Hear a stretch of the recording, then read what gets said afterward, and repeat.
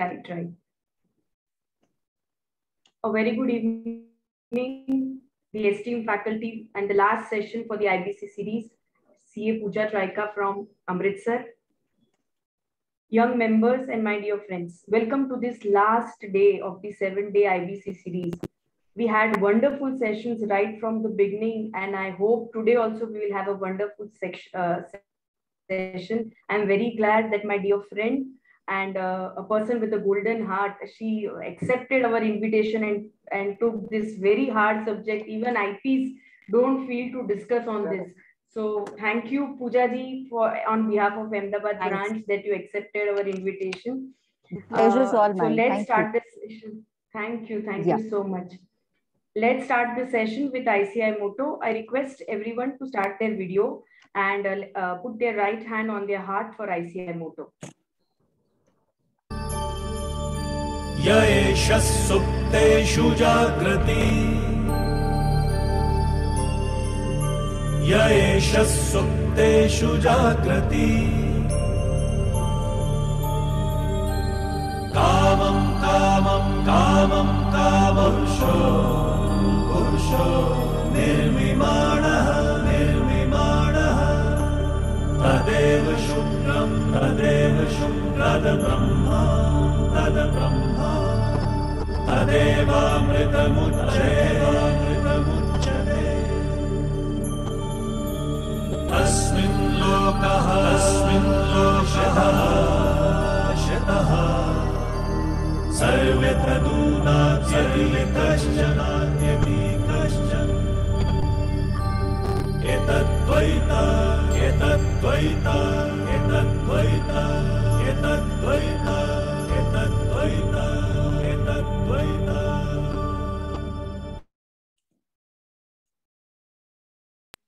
Thank you, Shehzad bhai. Welcome back. Before I formally introduce today's faculty, I would like to have important announcements on behalf of the chairman of Ahmedabad branch. Tomorrow, the conference, the National Conference on Internal Audit is starting. So those who are still not registered, kindly register for it. We have more than 800 registrations across the country. So it is going to be a wonderful conference. Number two, since today, the last day for the IBC series, we always wait for your feedback, reviews, suggestions, because we have participants, those who are IP, as well as the participants who want to have an understanding of the IBC. So we'll wait for your comment in the WhatsApp group. And lastly, please start your videos, because it is very difficult for a faculty to talk to a wall or to blank screen. So I'll request everyone on behalf of the faculty to start their screen. Whatever you are doing, everyone understands that simultaneous work is going on, but still wherever you are, you can start your video. So going ahead, I will formally introduce my dear friend, CA Pooja Traika. I met her first time when we had the CA Association RRC at Amritsar. And that's the first, I was fortunate to meet her. She's the first lady chairperson of Amritsar branch of NIRC for the executive term 17-18. She was also the executive member of the Amritsar branch of NIRC from 2016 to 2018.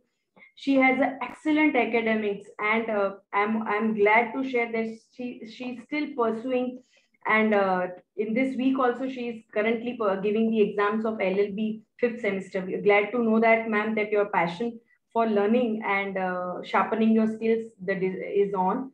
She's a fellow member of Chartered Accountant. She is an insolvency professional. She has done DISA. She has done certificate course on forensic audit and fraud detection, and also on concurrent audit of banks. Apart from insolvency professional, she is a director in the IPE, that is the Insolvency Professional Entity, named as KVG Insolvency Advisors Private Limited.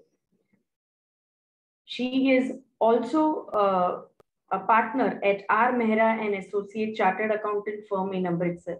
We are really glad to have you, madam, here. Thank you so much, and look forward for your beautiful session. Thank you so much. A very, very warm welcome from Ahmedabad branch of ICI. Thank you so much, Anjali. Thank you so much. That's a very, very warm welcome. I am really humbled and obliged to you for giving me the opportunity to interact with members of the Ahmedabad branch. Anjali, I always say Ahmedabad bench is the most happening bench of the country because pandemic में जब कुछ और नहीं चल रहा था तो Ahmedabad bench के बहुत सारे beautiful judgments were coming and then there were a lot of admissions coming up. So I see a lot of people, I think, who are joined in the program would be IPs or would be probable IPs. So at the outset, I thank you for having me over to this series, making me part of this wonderful series on IBC. I would also thank Chairman Harit Dhariwal ji in absentia, and good to be part of this team. Thank you so much, Anjali. And I will always remember this thing that I am the one with the golden heart. That is what you say all the time. I think you are the one who is the golden lady. And I'm really looking forward कि Ahmedabad branch को भी पहली lady chairperson जरूर मिलेगी इस बार नहीं तो next term में तो पक्का मिलनी चाहिए. All the best to you. Friends, at the outset, IBC, as you all know, is basically a law with biting teeth. Just to give you a flavor of the things, whenever we are, reading a lot of things about IBC, there are a lot of good happening cases coming up, be it the rejection of the settlement bid by the Rohias for Essar Steel and Essar Steel going to ArcelorMittal Group, or the Uttam Galva Group first settled off by AM Mittal to take over Essar, and then finally AM Mittal Group taking over the Uttam Galva Group. Be it the lot of litigation going on because of the Anil Ambani case on, particularly with regard to personal guarantee cases.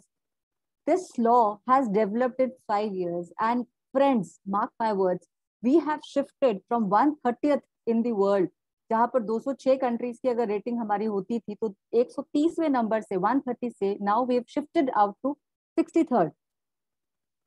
Top 100 countries of the world with ease of doing business.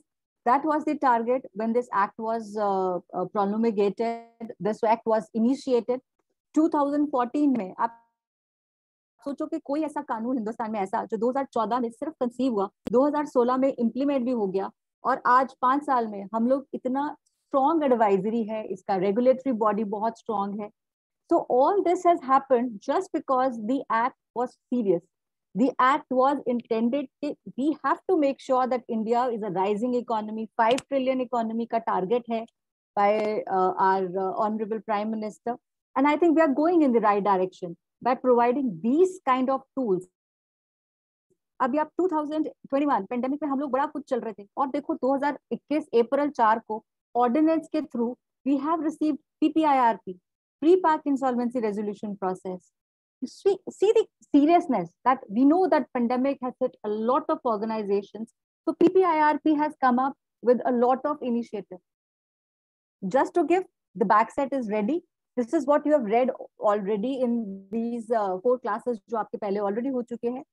I have been assigned this work of talking to you about PUF transactions. Friends, PUF is preferential, undervalued, fraudulent and extortionate transactions, जो कि IBC के अंदर एक बहुत ही important clause है. I say IBC in itself is a complete code.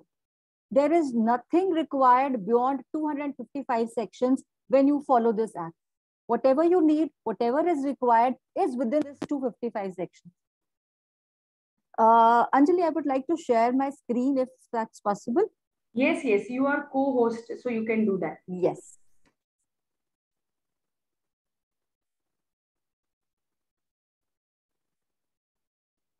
So my screen is visible, I see. Yes. Charlie. Yeah. Okay. Start from the beginning. Friends, थोड़ी सी I just made a little data to give you the feel कि PUF transactions basically क्यों important है, क्यों as an IP आपको इनको अच्छे से जानना समझना, because आपने अभी lately देखा होगा, recently the IBBI has come up with a chart of penalties. आपने ये नहीं किया, आपने इतने टाइम में ये नहीं किया, आपको 50,000 की पेनल्टी, 1 लाख की penalty, 25% of the fees which you've charged will go off in these penalties and fines. Friends, अगर आप आईपी की प्रैक्टिस करने का सोच रहे हो and if you are planning that you have to seriously do this activity, you must learn the act, the entire code by heart. Make sure that you are whatever you are doing is in good faith, because friends, this is a very paying job, but again I would say again a thankless job, because ultimately you are the one who is going to be grilled out by the promoter director, by the financial creditors, through COC, by the adjudicating authority, by IBBI. So if you are straight, if you are going straight, if you have your concepts clear, you are following the track record, the entire chart is given, how you have to do things, what charts are to be there, what is the procedure, what are the formats, everything is included in the code. अगर आपने code को by heart learn कर लिया है, आपने उसको understand कर लिया है, friends, I would sure you nothing bad is gonna happen to you. तो आज के डेट में अगर हम बात करें, this is something which I have gathered from the IBBI's website. Total CIRP अगर आप प्रोसेसेस की बात करेंगे तो टोटल 4497 प्रोसेसेस आर देयर जिनके अगेंस्ट CIRP इनिशिएट हुई है. And friends, this is just tip of the iceberg, because अगर आप थोड़ा सा इसको फॉलो और करें, इन 5 सालों में सिर्फ अगर 4000 एडमिशन, 4500 एडमिशन हुए हैं ना, 16000 से ज्यादा केसेस ऐसे हैं जो सिर्फ एडमिशन की स्टेज से पहले पहले ही सेटल हो गए.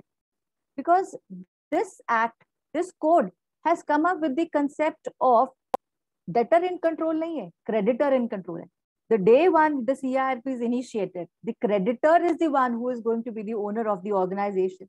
And this fear जो पहले एडमिशंस हुए एंड फटाफट से जो केसेस के डिसीजंस आ रहे थे, NCLT जून 2016 में बने थे. There are 16 NCLTs in the country. तो आप सोचो कि 16 NCLTs ने इतना डर, इतना क्रिएट कर दिया कि भाई अगर आप विलफुल डिफॉल्टर हो, अगर आप कुछ जान के कर रहे हो, तो आप ये चीज को अवॉइड करोगे. You will try to save your company by making sure that you are straight while paying your debt.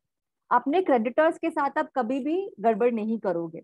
And that is the reason this number shows out to be milder. लेकिन आप सोचो कि अभी सिर्फ 5 साल हुए और इन 4497 केसेस में से जो लिक्विडेशन प्रोसेसेस आप मानोगे वो सिर्फ 1288, ओनली 1288 लिक्विडेशन प्रोसेस तक अभी गए हैं,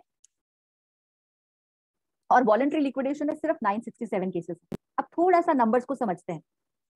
out of the total cases जो हमने 4497 केसेस देखे, 363 cases, only 363 cases as of now have ended up with a proper resolution. मतलब उनका proper resolution plan आ गया, they have been taken over by other organizations, the assets have been taken over by the new resolution applicants, और इसमें सारा complete उनको clean slate, 32A section जैसे ही आया, बिल्कुल clean slate, whatever the company did in the previous portions, whatever the company was doing earlier has been done away with, and now you are having your organizational as a complete straight. इस 363 number of cases में से friends total 1,14,000 की liquidation value के against you have recovered double the amount. You have recovered 2,12,511. Kudos to the IPs who have worked day in and day out to make sure that all the deals are done in a proper and a fair manner. Friends, ये आपको एक बड़ा feel good factor दे रहा होगा that 2,12,000 आपने recover कर लिया, जो डेड मनी थी वो रिकवर होके वापस सर्कुलेशन में आ गया है. लेकिन थोड़ा सा ग्लूमी है ये, कारण ये कि अगर आप इस कलेक्शन के सामने एडमिशन ऑफ क्लेम्स वेरीफाई करोगे तो any wild guess, I would love अगर कोई some of the members could be interactive. Anybody can unmute themselves. सब ऑन मूव एंड ट्रेवल है और सुन रहे हैं सिर्फ. ओके, सो दिस 2,12,000 की अगर हमारे को एक्चुअल कलेक्शन है, इस कलेक्शन के सामने हमारे पास टोटल क्लेम्स जो आए थे वो थे 5,87,968 लाख करोड़ रुपए. तो आप सोचो कि 5 लाख करोड़ रुपए के क्लेम के सामने आपकी रिकवरी सिर्फ 2,12,000 है. लेकिन friends, this is not something to discourage you, but this is to show you कि हमारे जो erstwhile IBC से पहले जो erstwhile laws थे, be it DRT, be it SARFAESI, be it SECA, all these were not that effective. They were not initiating any recoveries. The money, the assets which was stuck only. There was no much of recovery therein, right? So उस चीज को cater करते हुए, उस चीज को देखते हुए अगर आप देखोगे तो टोटल 36% की रिकवरी हुई है against the total claims which were admitted, right? तो हम अगर क्लेम्स के सामने देखें तो क्लेम्स के सामने हमारी रिकवरी कंपैरेटिवली लेस है, 20 लाख। नहीं सर, नहीं Rajkumar Duggal ji, it is not 20 lakh, it is 5 lakh crore only. तो 5 लाख करोड़ के सामने हमने 2 लाख करोड़ रिकवर तो कर लिया। तो अब मैं सिर्फ ये कहूंगी कि आपका कुछ पैसा जो कि डेड था, जो कि डेड एंड जा रहा था, वो 2 लाख करोड़ तो एटलीस्ट सर्कुलेशन में आ गया, राइट? नाउ नेक्स्ट इज कि इन सब में अभी CRP ending with liquidation orders 1283 cases हैं। मैंने इसके सामने लिक्विडेशन वैल्यू और रेजोल्यूशन वैल्यूज नहीं लिखे हैं क्योंकि आईबीबीआई के वेबसाइट के ऊपर अभी ये डाटा इन प्रोसेस है। तो there are most of the companies के आरपीस का डाटा अभी तक कंपाइल नहीं हुआ, so I have not given you this figure. Liquidation process ending with dissolution total 138 case है। आप देखो कि कितना डिफरेंस है। जिनका डिसोल्यूशन ऑर्डर आया 138 केसेस में, only 651 was the liquidation value and 638 crore हम लोग रिकवर कर चुके हैं। उस पे आगे वॉलंटरी लिक्विडेशन विच ended up dissolution order 226 cases. Voluntary liquidation आप देखिए कि बहुत सारी कंपनीज, आप लोगों ने देखा होगा जब कंपनीज अमेंडमेंट एक्ट आया उसके बाद बहुत सारी कंपनीज ऐसे थे जो स्ट्राइक ऑफ हो गए। तो non functional companies, the organisations which were not working properly, they had been struck off. Still, there were many organizations which were not able to wind up. Sometimes the organizational joint venture was there and the process has completed. तो आपको wind up करना है. Winding up proceedings initially they were through the official liquidator, through the high courts. और वो बहुत time consuming and बहुत ज्यादा patience वाला काम था। अभी IBC के अंदर सेक्शन 59 के अंदर you can voluntarily apply for liquidation, तो ये वो कंपनीज हैं। फ्रेंड्स, कैच क्या है यहाँ पर? 64% का हेयर कट, 64% आपके एडमिटेड क्लेम्स की है जो रिकवरी नहीं हुई है। तो where is that money gone? That is where the role of the transaction auditor, the real role of the IP has to be there. Friends, अगर आप कोई ऑर्गेनाइजेशन को चला रहे हैं और अगर वो एक नॉर्मल ड्यू कोर्स में you have close that organisation, तो नॉर्मल ड्यू कोर्स के क्लोजर में तो कोई समस्या नहीं। नॉर्मल ड्यू कोर्स क्लोजर्स में आई वुड से कि एक बिजनेस मॉडल फेलियर है। फॉर एग्जाम्पल, बहुत सारी कार कंपनीज आज की डेट में क्राइसिस में है because of Uber, Ola. The business model has changed. People are not preferring to buy cars, they prefer कि आप ओला उबर मंगाओ और अपना काम चला ले, बिकॉज कार है तो उसका पार्किंग है, मेंटेनेंस है। तो मॉडल फेलियर है, राइट? अगर उस तरह से कोई मॉडल फेलियर है तो then you have nothing to worry about this PUF transactions, preferential, underrated, fraudulent transactions का आपको कोई डर नहीं है। लेकिन ये जो 64% हेयर कट आया है उसको ढूंढना बहुत जरूरी है, उसको आइडेंटिफाई करना बहुत जरूरी है कि कहाँ गया ये पैसा, right? So as an IP your role is very very important because IBC ने बहुत क्लियरली एंड कैटेगोरिकली ये रोल को आइडेंटिफाई किया है। For this PUF transactions, friends, हमारे 4 सेक्शन सबसे इंपॉर्टेंट रहते हैं। Section 43 which is preferential transaction, section 47 which is undervalue, 45 which is undervalued transaction, section 50 which is extortionate transactions, and section 66 which are fraudulent transactions. ये 4 sections हमारे लिए बहुत important है। वो जो 64% का हेयर कट है उसको ढूंढना है, where that money has gone. As a IP आपकी क्या रिस्पॉन्सिबिलिटीज रहने वाले हैं, राइट? तो हमारे जो रिस्पॉन्सिबिलिटीज रहने वाले हैं, हमारी ड्यूटी जो रहने वाली है, that is categorically defined and identified under section 25(2) clause J of the IBC, whereby the IP or that is the insolvency professional is bounded by law कि by 75th day आपको 43, 45, 49, 50 and 66 सेक्शन के transactions जो कि regulation 35A में identified है वो आपको ढूंढने हैं।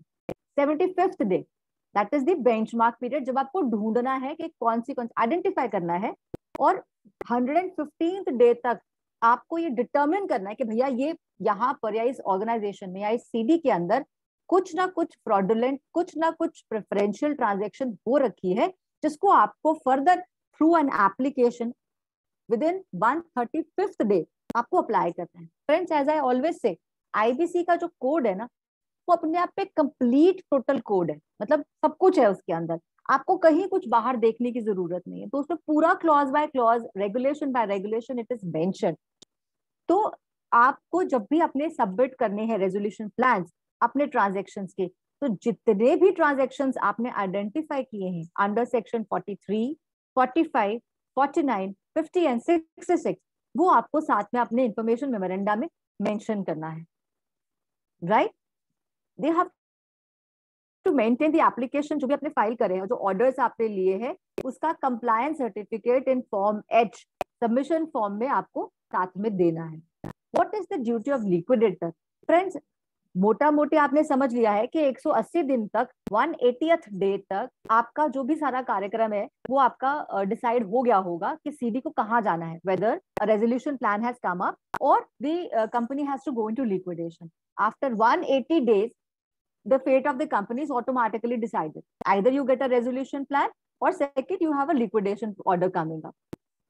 अब इससे लिक्विडेटर का क्या होगा कि उसको भी अगर फॉर एग्जांपल कुछ इंफॉर्मेशन ऐसी थी जो आईपी नहीं आइडेंटिफाई कर सका, रेजोल्यूशन प्लान नहीं आइडेंटिफाई कर सका, और सेल डीड के ट्रांजैक्शंस के दौरान, रिकॉर्डिंग्स के दौरान अगर लिक्विडेटर को कोई इंफॉर्मेशन ऐसी मिलती है, then friends, he will also go in for reporting of these undervalued preferential transactions to the adjudicating authority. और अगर कोई रिकवरी आती है, या जैसे कोई अगर आपने एप्लीकेशन लगाया 115वें दिन लगाया, एंड बाय द टाइम आपकी लिक्विडेशन कंप्लीट हो रही है, बाय दैट टाइम अगर आपका वो आ जाता है order from the adjudicating authority कि that some asset has to stand back, it has to status quo हो जाना है, तो उस केस के अंदर आपको लिक्विडेशन के एस्टेट का उस अमाउंट को पार्ट बनाना है। अब प्रेफरेंशियल ट्रांजैक्शंस हैं क्या? डर किस चीज का है?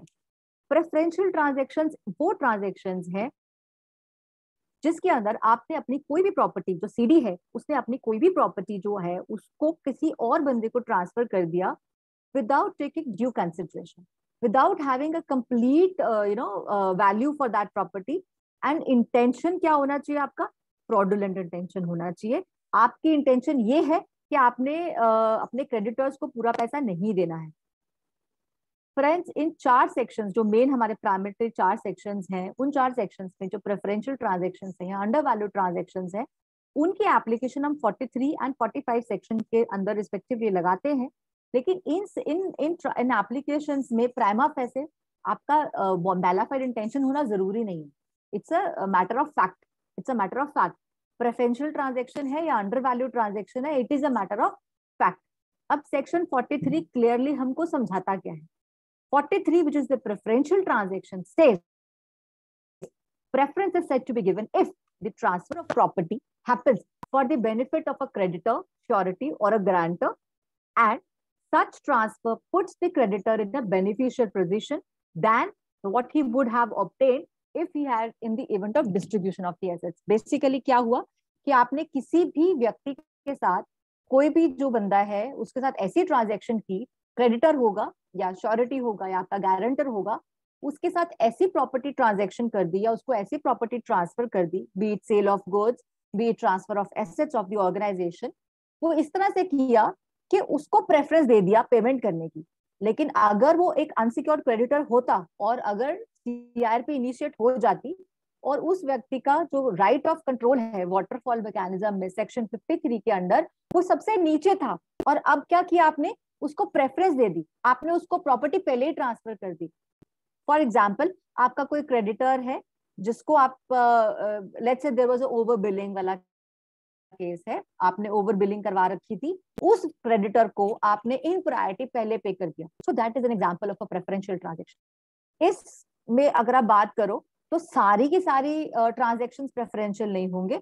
जो ट्रांजैक्शंस आपने आर्म लेंथ पे की हैं, इन नॉर्मल और ड्यू कोर्स ऑफ बिजनेस में की है, उसको आपको कोई इम्पैक्ट नहीं है। अगर आपका कोई ऐसी ट्रांजैक्शन है तो वो पफ ट्रांजैक्शन से बाहर है।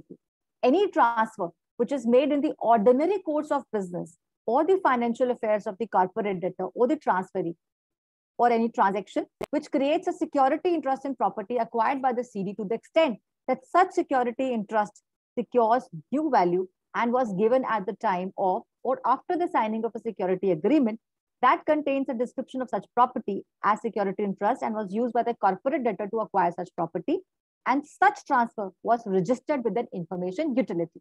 फ्रेंड्स, यहाँ आयु बहुत इंपॉर्टेंट रोल प्ले करता है. जो इंफॉर्मेशन यूटिलिटी है, एक NESDL के साथ एक बड़ा अच्छा पोर्टल बना दिया गया है जहां पर all the information about all the CDs, all the loans taken, the entire data is being maintained in the information utility. बहुत ज्यादा जितना भी आपका कनेक्शंस हैं, आपने कोई लोन लिया है, that organisation will upload the information that मैंने इस व्यक्ति को लोन दिया है, what are the securities held, what are the value of those securities, all the information is available at the information utility. And this third party information is always relied much more. And कभी भी आपका credit claim कोई approval होता है या आपको verify करना होता है तो इंफॉर्मेशन यूटिलिटी से ही वैल्यू होता है. तो द इंटायरिटी में अगर कोई ट्रांजैक्शन आर्म्स लेंथ पे है और जिसमें आपने कोई सिक्योरिटी इंटरेस्ट ऐसा क्रिएट किया जिससे आपकी न्यू वैल्यू जनरेट हुई है या आपको कोई एसेट क्रिएट हुआ है, तो उस केस में वो security interest will never be covered as a preferential transaction. अब इसमें फ्रेंड्स टाइम पीरियड क्या है? It's very important to understand कि आपको कितना पीछे जाना है. अब आप आज अपॉइंट हुए 2020-21 के अंदर, तो आप उसको, अगर कंपनी 25 साल पुरानी है तो 25 साल पुराना रिकॉर्ड नहीं देखना है आपको. आपको सिर्फ 2 कंडीशंस फुलफिल करने हैं.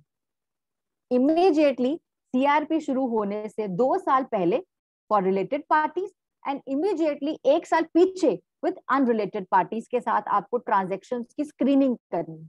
अगर आपको मैं बोल दूं 25 साल का डाटा निकालना है तो जो 180 दिन की टाइमलाइन IBC में सेट की गई है वो तो हम कभी चाहकर भी पूरी नहीं कर पाएंगे. तो बिकॉज हमको 75th डे तक ओपिनियन बनाना है कि there are certain transactions which are preferential transactions, तो ये हमारे को टाइम पीरियड बड़ा कंपैरेटिवली श्रंक है. It is 2 years from the initiation of the CRP and 1 year from the initiation of CRP for unrelated parties. What kind of orders do we expect? हमारा होगा क्या इसके अंदर? अगर आपने प्रेफरेंशियल ट्रांजैक्शंस को रिपोर्ट किया, आपने उनको आइडेंटिफाई किया और रिपोर्ट किया है, तो आपको AA से क्या ऑर्डर्स मिल सकते हैं? प्रॉपर्टी आपको वापस मिल सकती है, रिलीज हो सकते हो. अगर आपने कोई सिक्योरिटी इंटरेस्ट क्रिएट किया है विच इज प्रेफरेंशियल सिक्योरिटी इंटरेस्ट, तो आपका वो जो सिक्योरिटी इंटरेस्ट है वो डिस्चार्ज हो जाएगा. मतलब जो भी एसेट उसके अगेंस्ट ब्लॉक्ड है वो आपको रिवाइव होके वापस मिल जाएगा. तीसरा, जिस पर्सन ने भी ऐसा कोई बेनिफिट लिया है उसको एडजुडिकेटिंग अथॉरिटी कैन डायरेक्ट कि भी आप रेजोल्यूशन प्रोफेशनल को जो भी बेनिफिट आपने लिया है वो वापस पास ऑन कीजिए.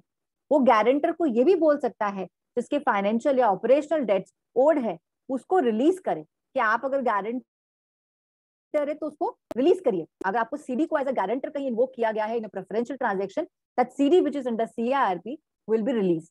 Directing for providing additional security charge of property for discharge of any financial debt or operational debt under the order. तो जिस प्रायोरिटी में आपने पेमेंट्स करने हैं उसका पैटर्न भी आपको adjudicating authority डायरेक्ट कर सकती है. Who will not be impacted? Any order under this section shall not affect any interest in property which was acquired from a person other than CD. मतलब अगर मेरे किसी और बंदे से, मैं CD के कोई रिलेटिव की डेफिनेशन में, एसोसिएट की डेफिनेशन में अगर कोई नहीं आ रहा है, किसी और से आपने कोई प्रॉपर्टी परचेज करी है या कोई और सिक्योरिटी इंटरेस्ट ट्रांसफर किया है and it was acquired in good faith and more importantly for value, आपने उसके अगेंस्ट एक्चुअली वैल्यू पे किया है, तो उस केस में आप इस तरह के किसी भी ऑर्डर से, प्रेफरेंशियल ट्रांजैक्शंस के अवॉइडेंस के ऑर्डर से आप इम्पैक्ट नहीं होंगे. अब बहुत मैंने आपको समझा दिया कि प्रेफरेंशियल ट्रांजैक्शंस क्या होती है, लेकिन थोड़े से एग्जांपल से समझते हैं so that we understand and we know how the transaction is, what sort of transactions will be considered as preferential transactions. Any payment to an unsecured family loan during the look back period while the debt of secured creditor is outstanding. Classic example, मेरे आपको पता है कि 2013 company law act आने के बाद आप outsiders के साथ कोई भी अनसिक्योर्ड लोन की ट्रांजैक्शन नहीं कर सकते अगर आप एक प्राइवेट लिमिटेड कंपनी हो. अगर आप पब्लिक लिमिटेड कंपनी हो तो स्टोरी डिफरेंट है. प्राइवेट लिमिटेड कंपनीज के केस में आप अनसिक्योर्ड जो लोन्स हैं आपके, वो शेयर होल्डर्स एंड डायरेक्टर्स ही दे सकते हैं, बाहर से नहीं दे सकते. तो अल्टीमेटली फ्रेंड्स क्या सिचुएशन है आज की डेट में, अगर आपके बैलेंस शीट में कोई अनसिक्योर्ड क्रेडिटर खड़ा है एंड यू आर फोर्सिंग कि जो कंपनी है वो सीआरपी की तरफ जा रही है और आप अपने अनसिक्योर्ड लोन्स को पहले पे कर दो, और बेचारे जो सिक्योर्ड क्रेडिटर्स है जिनका लेन है on the assets, they are standing and waiting. So ultimately down the lane, when the CRP process is initiated, they will not have any security interest left. They will not have any assets left. So for that matter, the unsecured family loans which were during the look back period, क्योंकि ये related party transaction हो गया, तो पिछले 2 साल में आपने पूरे बुक्स को खंगालना है, चेक करना है कि भाई कहीं अनसिक्योर्ड लोन्स को पे तो नहीं किया. Second, payment of old operational creditors. Operational creditors, मेरे बहुत सारे ऐसे ऑपरेशनल क्रेडिटर्स थे जो पिछले 4 साल से पेंडिंग थे. ऑल ऑफ अ सडन ऐसा क्या हो गया जब मुझे दिख रहा है कि company is in bad shape and situation, I am paying those old creditors and I am not paying the ones who are new or the ones who are currently working with me. मतलब the ones who are you know Kapil Kumar ji, 2 years का जो period है, this has to be taken from the CRP date. On the date on which the CRP has initiated, you have to see from that CRP date 2 साल पहले. Okay. Then we have third transaction, which is payment to an unsecured financial creditor, maybe prefixed loan installment, where the debt or the secured is still outstanding.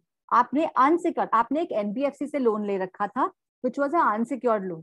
आपने उस financial creditor को पहले पे कर दिया, and जो सिक्योर्ड क्रेडिटर्स थे, so that जो सिक्योर्ड एसेट्स है उनके पास रिकवरी का अमाउंट कम हो जाए. तो अल्टीमेटली क्या कर रहे हो आप? प्रेफरेंस दे रहे हो. यहाँ पर देखो, इंटेंशन फ्रॉडुलेंट है या नहीं है वो हम बाद में डिसाइड करेंगे, है ना. मैलाफाइड इंटेंशन को प्रूव करना भी बड़ा डेंजरस काम है. बट आप एक अनसिक्योर्ड फाइनेंशियल क्रेडिटर है, आपके पास सिक्योर्ड फाइनेंशियल क्रेडिटर है, आपने सिक्योर्ड वाले को 1 रुपया नहीं दिया, और जो अनसिक्योर्ड फाइनेंशियल क्रेडिटर था जिसका कोई एसेट के ऊपर कोई लैंडमार्क नहीं है, कोई कंट्रोल नहीं है, उसको आपने फुली पे कर दिया. हो सकता है उसके प्रीफिक्स इंस्टॉलमेंट्स भी हो, but still I would say कि अगर आपकी company is going in a bad situation, so why not pay off the debts in a situation. This entry will definitely be hit by section 43 or preferential transactions में ये जरूर cover हो जाएगी. Fourth instalment, payment by way of advances to workmen and employees in regular course of business without any demand from them. अब आप एक काम और कर रहे हो, आपने फेक पेरोल बना लिया, आपने फेक वर्कमैन खड़े कर लिए और उनको एडवांस पे एडवांस देते जा रहे हो. देखो, ये अब आपको देखना पड़ेगा कि उसमें फ्रॉडुलेंस है या नहीं है, उसमें you know this element of mala fide intention to defraud the creditors है कि नहीं है.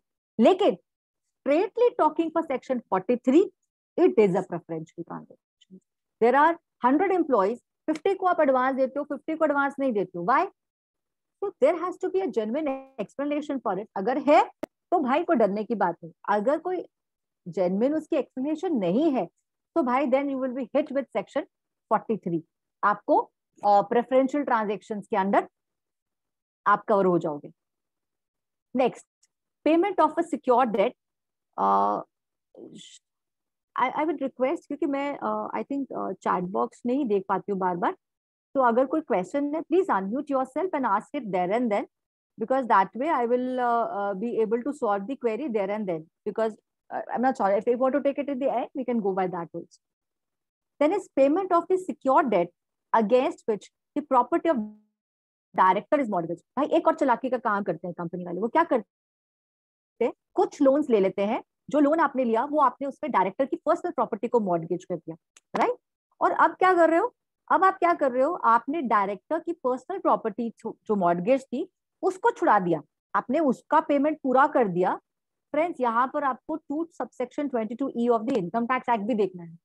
डायरेक्टर को इसी तरह का कोई एडवांस दोगे और आपके पास रिजर्व्स एंड सरप्लसेस नहीं है, तो dividend, it will be a deemed dividend वाला केस, राइट.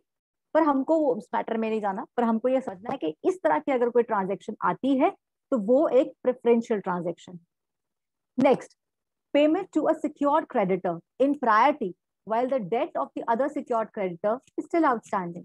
किसी भी क्रेडिटर को आपने एडवांस में पे कर दिया, इन प्रायोरिटी पे कर दिया, तो भाई उसकी कोई ना कोई जेन्युइन एक्सप्लेनेशन, उसका कोई ना कोई you should have some of the information about it. Next, payment to those creditors who have security of post-dated checks signed by the directors. Again, यहाँ पर डायरेक्टर की पर्सनल लाइबिलिटी हो सकती थी और आपने उस क्रेडिटर को पेमेंट कर दिया. So ultimately, it is a preferential transaction.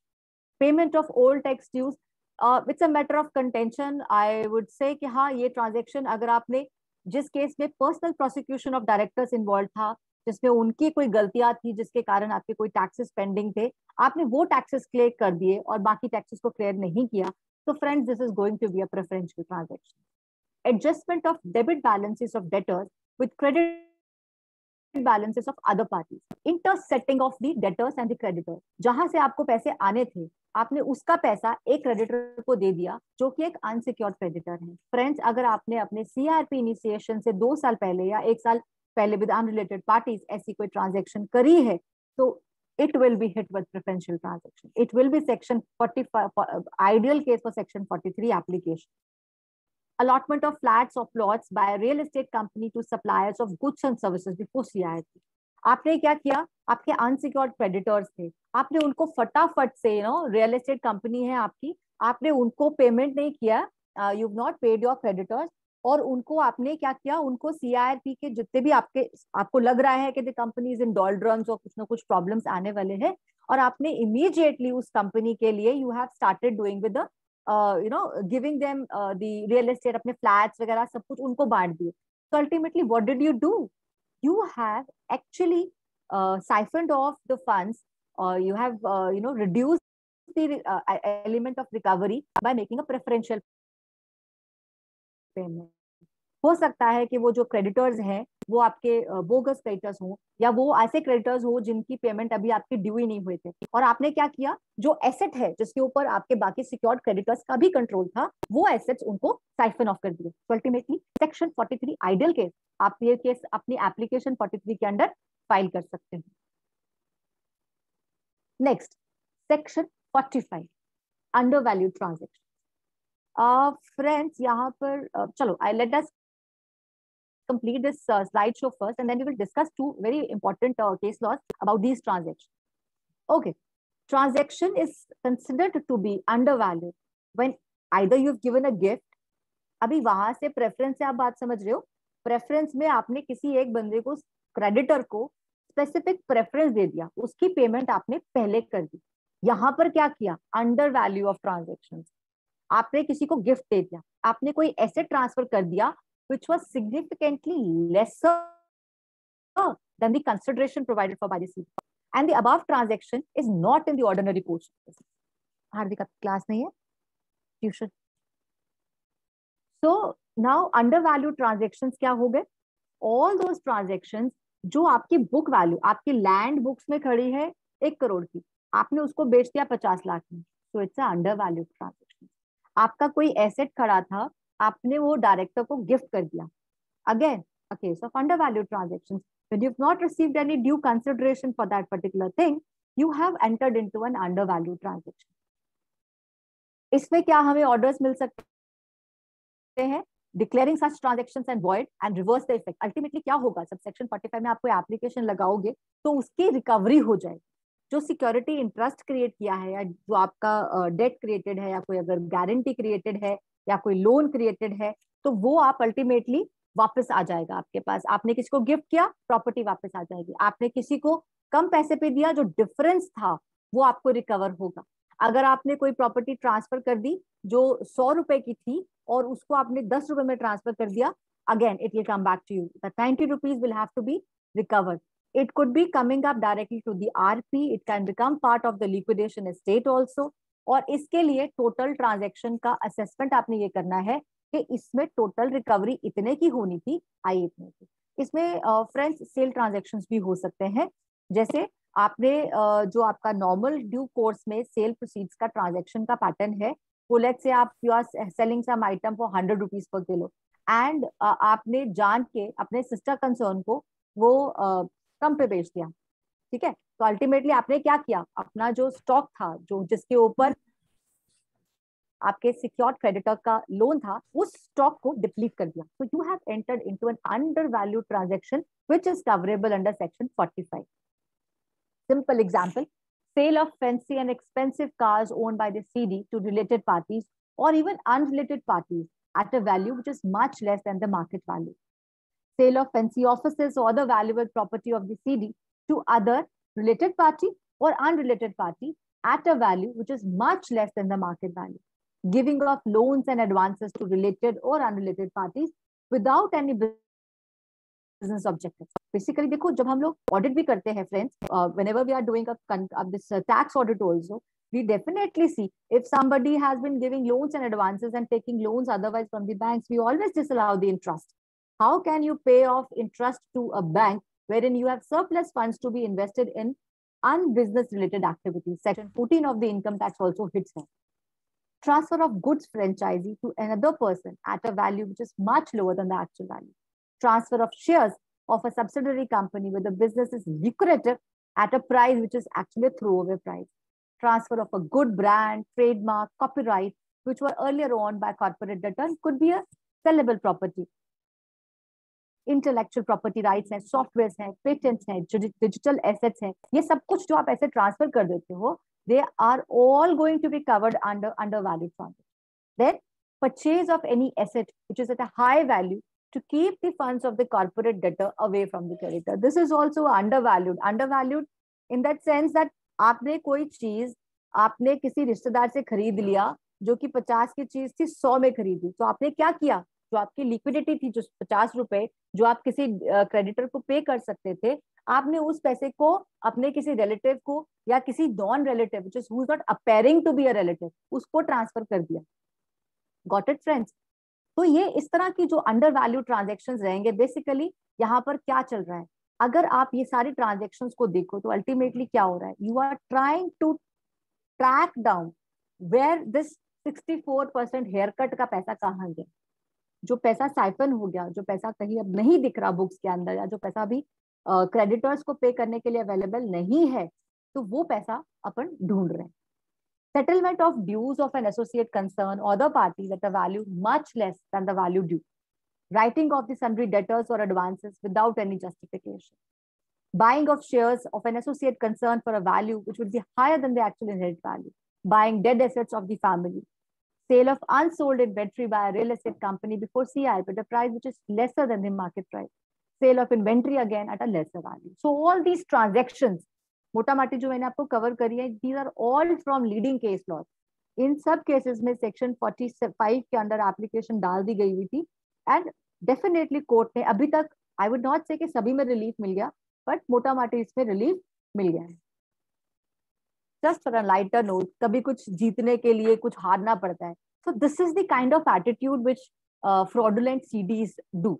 वो कहते हैं चलो अगर हमारा कोई एसेट है, let us go in for CIRP, let us transfer all our assets, good assets and values to our relatives, to our known ones, to our siphon the money in other creepy material, and then come to the adjudicating authority and seek relief under CIRP कि भाई हम तो दिवालिया है, we cannot pay off the creditors, we will pay only 10 paisa or 20 paisa in a day. So this is something which is the core of the transactions. Again, Section 50, extortionate transaction.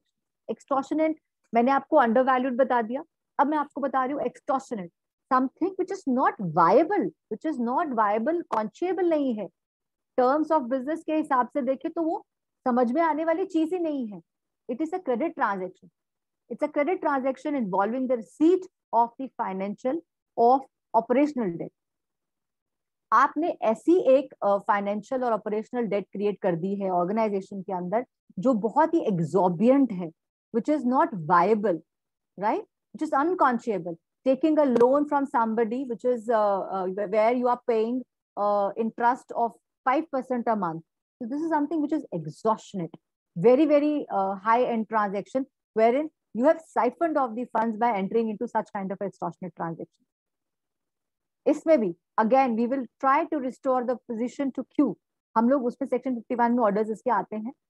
Terms of transaction को modify करेंगे. जिस person ने भी इस तरह का कोई benefit लिया है उससे उसकी रीपेमेंट लेंगे, या फिर सिक्योरिटी इंटरेस्ट जो क्रिएट किया है by this extortionate transaction will be relinquished in the favor of the resolution professional or the. इसमें एग्जांपल्स क्या आ जाते हैं? Unsecured loans from parties at exorbitant rate of interest. Under the corporate debtor is under financial stress, और suppliers उसको monopolistic terms पे काम कर रहे हैं और क्रेडिट पे आप माल बेच पा रहे हैं, मतलब your debtors are increasing like anything and you are not able to recover a penny out of it. Borrowing from the employees, directors, or associates concerned at a high rate is an extortionate transaction. Then, availing credit card loan. अब आप ये मुझे बताओ कि credit card का आपने loan लिया at a high interest rate, is it an extortionate transaction? या किसी एनबीएफसी से 36% पर एनम पे रेट ऑफ इंटरेस्ट पे लोन ले लिया, क्या एक एक्सटॉर्शनेट ट्रांजैक्शन है? Yes, anybody?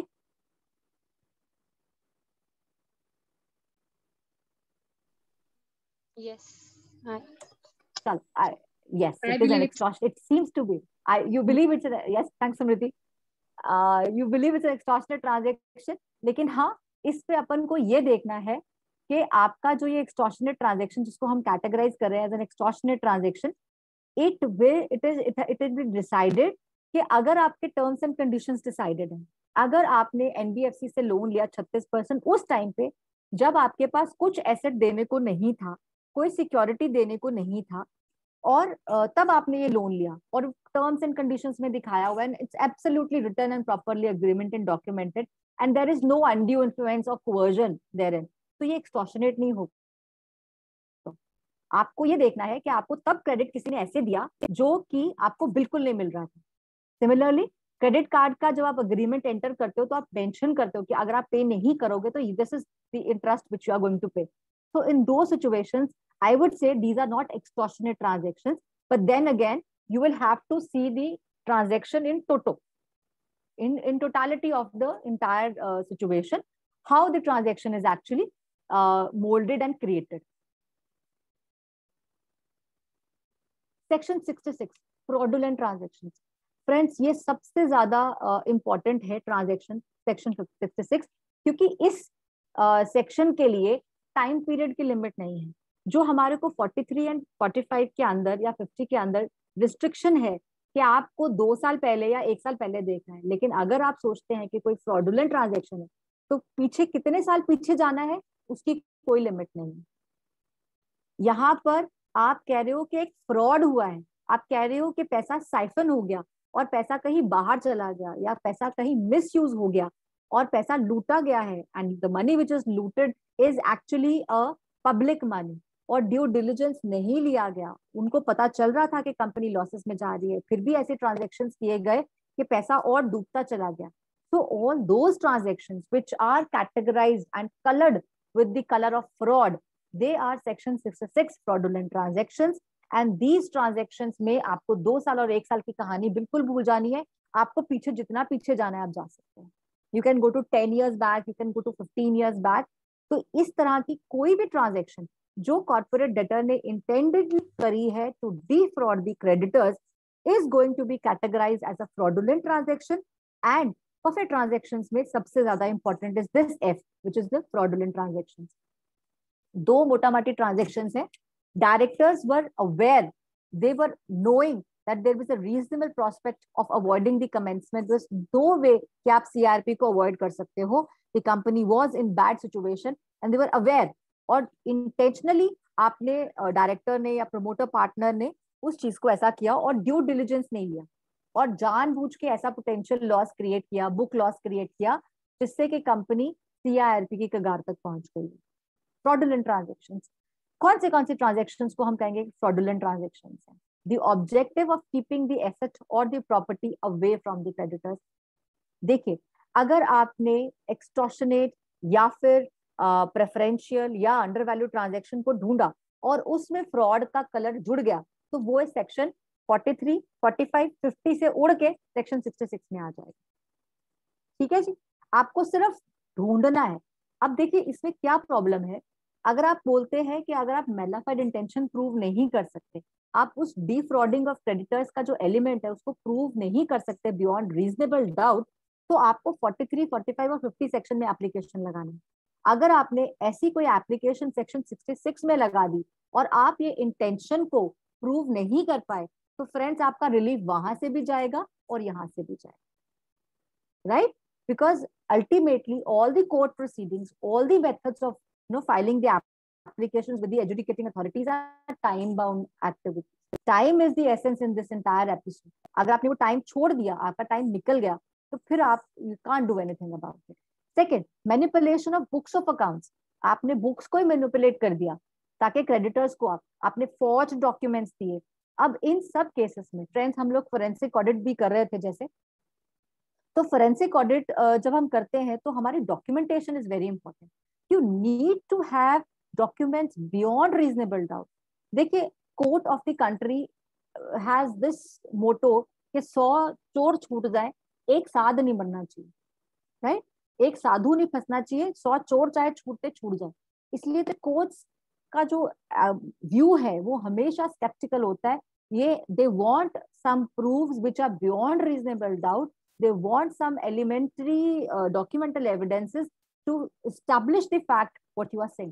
अगर आपको वो establishment करना है तो आपको वो bogus exchange bills, bogus sale bills, bogus export import के bills, documents, वो सारे create करने पड़ेंगे. trail आपके पास होनी चाहिए, आपके पास उसका third party validation और proofs होने चाहिए. And as auditors, I think we all know how to how to check those books of accounts and how to find those hidden small entries in the ledgers, in books, which have been, intentionally done, and then on detection is easily and very easily said कि गलती से हो गया madam, आपने पता नहीं कहाँ से ढूंढ लिया. चलिए, then we have falsification of books of accounts by recording of fake entries of sale and purchase.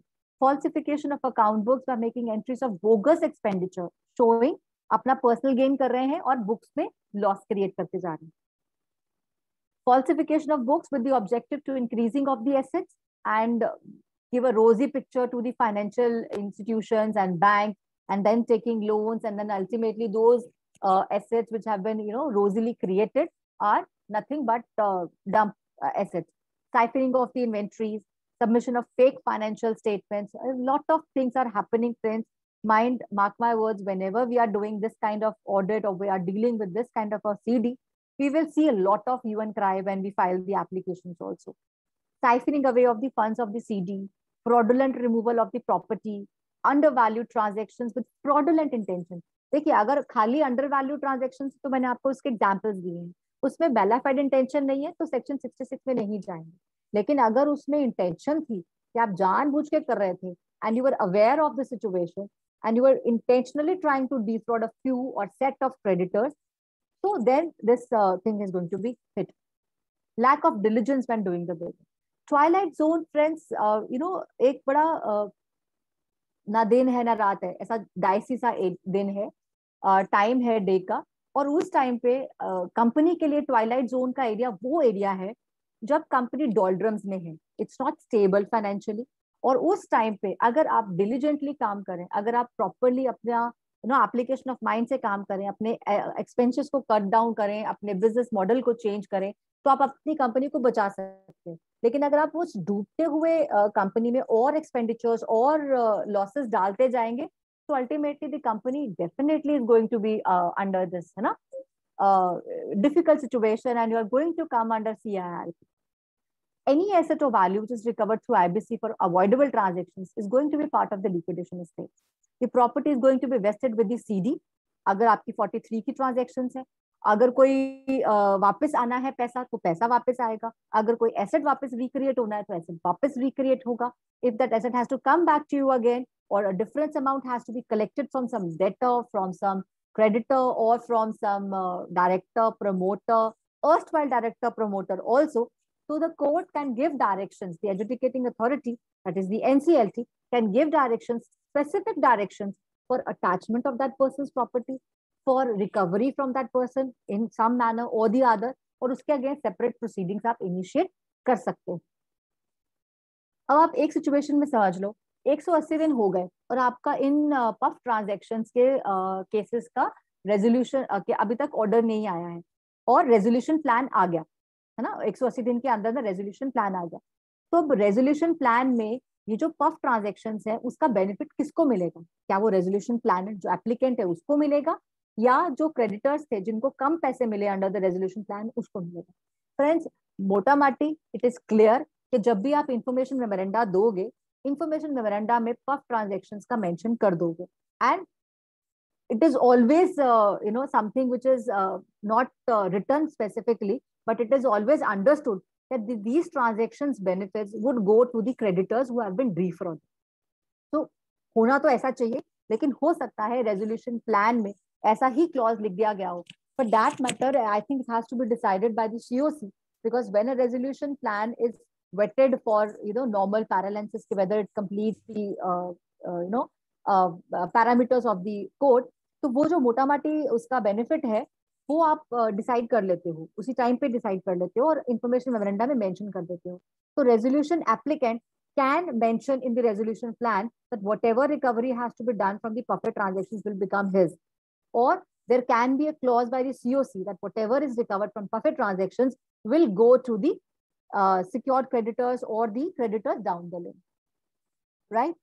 तो ये मोटा माटी मैंने आपको थोड़ा सा बेसिक ड्राफ्ट समझा दिया कि व्हाट इज द बेसिक शक्ल के पफ ट्रांजैक्शंस होते क्या हैं. अब उसके बाद थोड़े से case laws, let us discuss a few case laws जो थोड़ा सा और इनसाइड और इनबिल्ट देते हैं कि क्या होगा. फ्रेंड्स, ये बड़ा एक इंटरेस्टिंग केस था, Raman Agarwal versus Mohit Chawla. Mohit Chawla basically is the RP of JR agrotech private limited और Raman Agarwal is the promoter of JR agrotech private limited. Mohit Chawla ji ने NCLT में एक एप्लीकेशन लगाया अंडर 43, 45, 50 एंड 66. उन्होंने एप्लीकेशन लगाया कि मुझे JR एग्रोटेक के अंदर ये प्रेफरेंशियल ट्रांजैक्शन है, ये अंडर वैल्यू ट्रांजैक्शन है, ऐसा मुझे डाटा मिला है. तो ये जब उन्होंने एप्लीकेशन लगाई तो रमन अग्रवाल जी जो थे वो एनक्लैट पहुंच गए, national company law appellate tribunal. NCLAT में जाके उन्होंने कह दिया कि भाई साहब ये आरपी जो है ये ढंग से काम नहीं कर रहा है and there are no preferential और एनी सॉर्ट ऑफ ट्रांजैक्शंस, और ये मेरे अगेंस्ट कंपनी एप्लीकेशन मूव कर रहे हैं. So NCLAT very categorically under this judgment, NCLAT said nothing doing. We are an appellate tribunal to listen to the matters which are interlocutory. अगर आप NCLT के किसी ऑर्डर से दुखी है तो हमारे पास आओ, राइट? आप डायरेक्टली हमारे पास नहीं आ सकते. आप NCLT में जाओ, अगर आपको कुछ कहना है, आपको लगता है कि प्रेफरेंशियल ट्रांजैक्शंस नहीं है या कुछ है, आपको NCLT अपॉर्चुनिटी ऑफ हर्ड देगा, आप वहां समझाना. You cannot challenge the RP कि वो एप्लीकेशन नहीं लगा सकता. He has absolute right under 43, under 45, 50, 66 to file all such sort of application. Okay, friends. Then was the second case, Anup Kumar, resolution professional of Messrs. Shiv Kala Developers Private Limited versus BDR Builders and Developers Private Limited. एक single application was filed under all the sections. और उसी में multiple allegations 2009 से लेकर 2010 तक डाल दिए थे, और मतलब इतना लंबा पीरियड हो गया. अब आप देखिए कि हमारे पास फ्रेंड्स ये बहुत कॉमन एरर है जो आईपीस कर देते हैं कि जब आप एप्लीकेशन फाइल कर रहे हो, आप 43 की एप्लीकेशन कर रहे हो तो आपको 2 साल पीछे जाना है रिलेटेड पार्टी से, और अगर आप अंडर वैल्यू ट्रांजेक्शन कर रहे हो अनरिलेटेड पार्टी की तो वो 1 ही साल पीछे जाना है. आप उससे पीछे क्यों जा रहे हो? अनटिल एंड अनलेस फ्रॉडुलेंसी का कोई स्पेसिफिक रीजन है, आप और पीछे नहीं जाओगे, राइट? तो इसमें NCLT के ऑर्डर के बाद NCLAT का ऑर्डर ये आया था कि भैया लुक बैक पीरियड जो है for 43, 45 and 50 is 2 and 1 year only. आप उससे पीछे मत जाओ, राइट? और अगर कोई फ्रॉडुलेंट है तो सेक्शन 66 की एप्लीकेशन होगा. Friends, that is why I always से कि जब भी एप्लीकेशन बनानी है, कंपनी एप्लीकेशन आपने फाइल करना है, तो फ्रेंड्स सब सेक्शंस की एप्लीकेशंस अलग अलग लगाइए. ऐसा ना हो कि कोई फ्रॉडुलेंट ट्रांजैक्शन को आप प्रूव नहीं कर सकते हैं और प्रेफरेंशियल ट्रांजैक्शन को आपने फ्रॉडुलेंट में डाल दिया और आपका ना प्रेफरेंशियल का रिलीफ मिलेगा ना फ्रॉडुलेंसी का रिलीफ मिलेगा. Preparing the application for puppet transactions, friends, I have tried out of my छोटा सा experience, जो भी मैंने जितनी applications में help किया है बनाने में, थोड़ा सा how to prepare the puff transactions. मतलब आपने application file करनी है तो आपको कैसे करना चाहिए. A combined application should never be filed, never ever filed. एक सिंगल एप्लीकेशन में अगर आप सारी कहानी डाल दोगे तो भाई with all due regard to बहुत सारे हमारे काउंटर वकील जो हमारे अगेंस्ट फाइट करने वाले हैं, वो लोग तो ढूंढेंगे, वो लूप होल्स ढूंढेंगे जिससे कि पूरी प्रोसीडिंग्स को वॉइड अब इनिशियो कर दें, राइट? तो मेक श्योर कि आप जो भी एप्लीकेशन बनाएं या जो भी ट्रांजेक्शन को आप ट्रैक करें, उसको बकेट ठीक निकालें, कौन सी बकेट में फिट होता है, कौन से रूल्स एंड रेगुलेशंस में ये फिट होता है, या कौन से करेक्टरिस्टिक्स है, ये प्रेफरेंशियल है, अंडर वैल्यूड है, फ्रॉडुलेंट है, या एक्सॉर्शनेट है. In preferential transactions, the intent is not involved by virtue of legal fiction of deeming provision. लेकिन undervalued transactions में different inquiry required रहती है 45 और 46 के अंदर. तो undervalued transaction है या preferential है, दोनों sections को पढ़ लो और जिस कैटेगरी में या जिस बकेट के ज्यादा फीचर्स मिलते हैं आप उसको उस बकेट में डालिए. Specific material facts are required to be pleaded if a transaction is sought to be brought under the mischief sought under this 45, 46, 47 and section 66. AA would have examined the aspect of preferential, undervalued and fraudulent transactions separately and distinctly, which is again an essential point जो आपके चलेंगे. जैसे आप application बनाओगे, draft application में सबसे पहले क्या डालोगे? फैक्ट्स अबाउट द CIP, फिर फैक्ट्स अबाउट द CD, क्या एक्टिविटी है, क्या स्केल ऑफ वर्क है, ऑपरेशन कब से क्लोज है, फाइनेंशियल पोजीशन पिछले 3 साल की दे सकते हो, कब से लॉसेस डिक्लेयर्ड है, कितने डेट्स है, क्या लिक्विडेशन वैल्यू है, क्या रिलेटेड पार्टी ट्रांजेक्शन है. लेकिन इसमें अभी मैंने आपको लिख तो दिया लिक्विडेशन वैल्यू, लेकिन ये तब होगा अगर लिक्विडेटर फाइल करना है, उससे पहले नहीं हो पाएगी. And friends, liquidation value in any case has not to be disclosed to anybody. Appointment of avoidable transactions auditor. देखो, अगर तो आप खुद sufficiently capable enough हो and you feel that you can find out these transactions, do the scrutiny yourself. If you feel that this is not possible, I would always recommend, don't go by the cost, hire a avoidable transactions auditor. Rather, आप एक ऐसा कर सकते हो, because इसका approval जो है वो COC ने ही करना है. अब ये ट्रांजेक्शनल ऑडिटर और फोरेंसिक ऑडिट, ये दोनों प्लीज अलग अलग है. Forensic audit is something which is done at the behest of the RBI by the financial institutions, and this transaction auditor has a vaster element. You are not just concerned about transactions with the financial institutions. Normally financial institutions क्यों कराते हैं audit? उनको अपना debt secure किया होता है ना, तो उसके लिए they are more concerned कि हमारे debt के आसपास क्या क्या हो रहा है, जो हमने लोन दिया है उसके आसपास क्या हो रहा है, transactions को ऐसे तो नहीं हो रहे.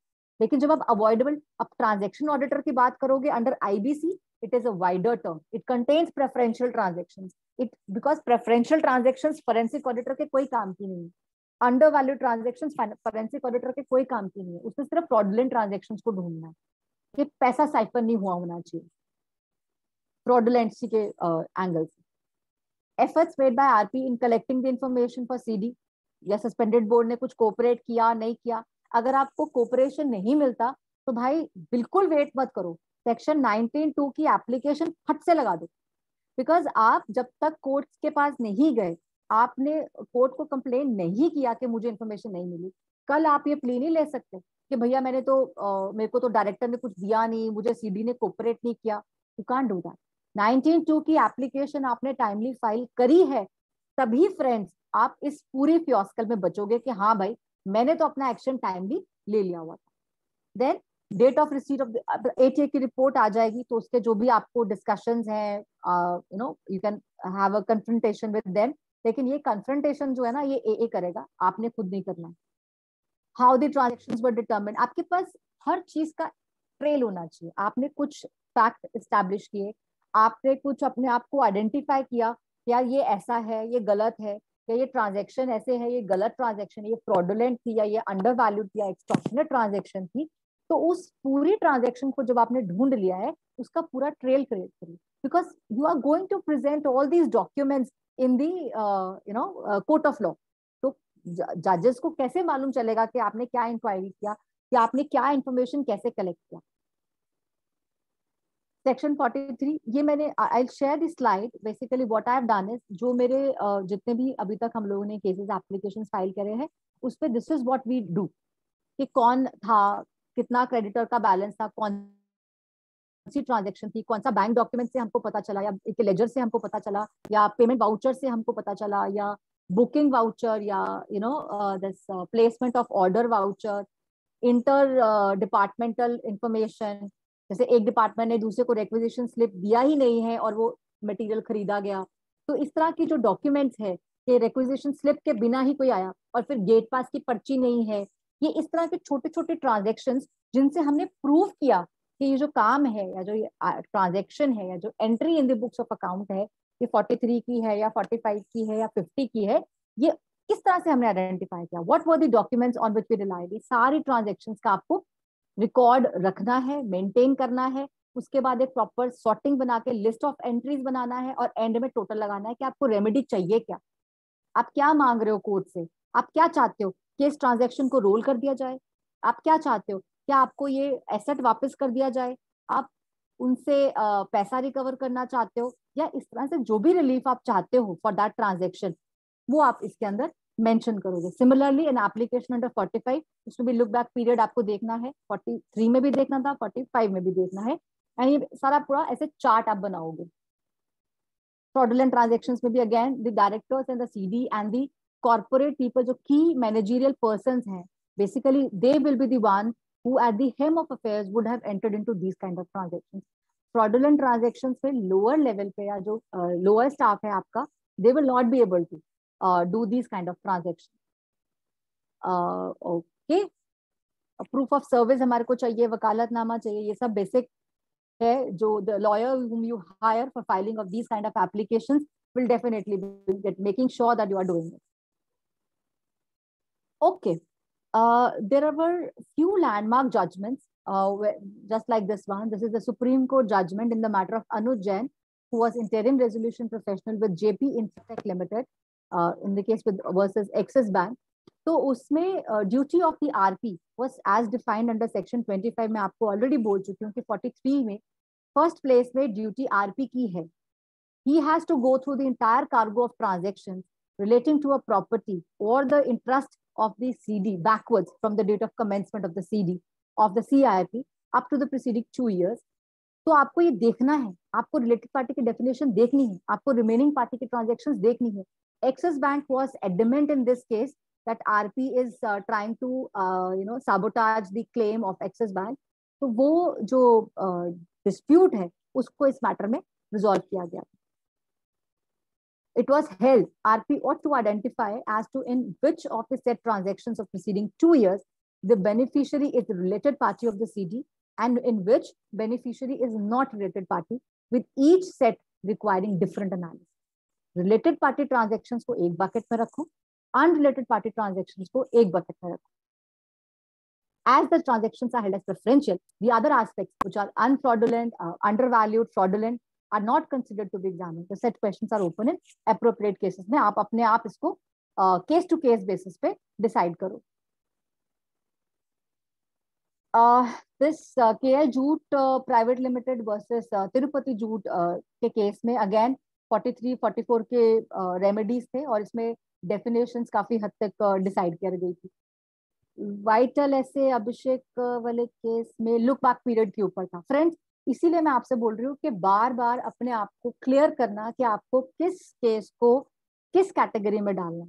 Look back period is not important in case of section 66 application या section 49। 49 is undervalued transactions with in intention to defraud creditors, right?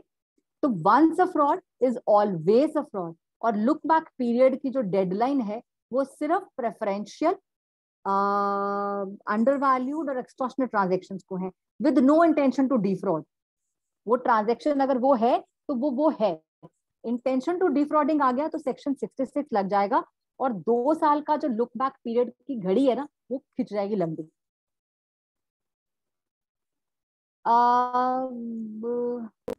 Okay, Tirumala Balaji alloys private limited versus Sumit बनानी। इस केस के अंदर क्या हुआ था कि जो प्रेफरेंशियल ट्रांजैक्शंस थे उसमें 18% रेट ऑफ इंटरेस्ट के साथ बेनिफिशियरीज को रेट ऑफ इंटरेस्ट के साथ पैसा वापस हो रहा था।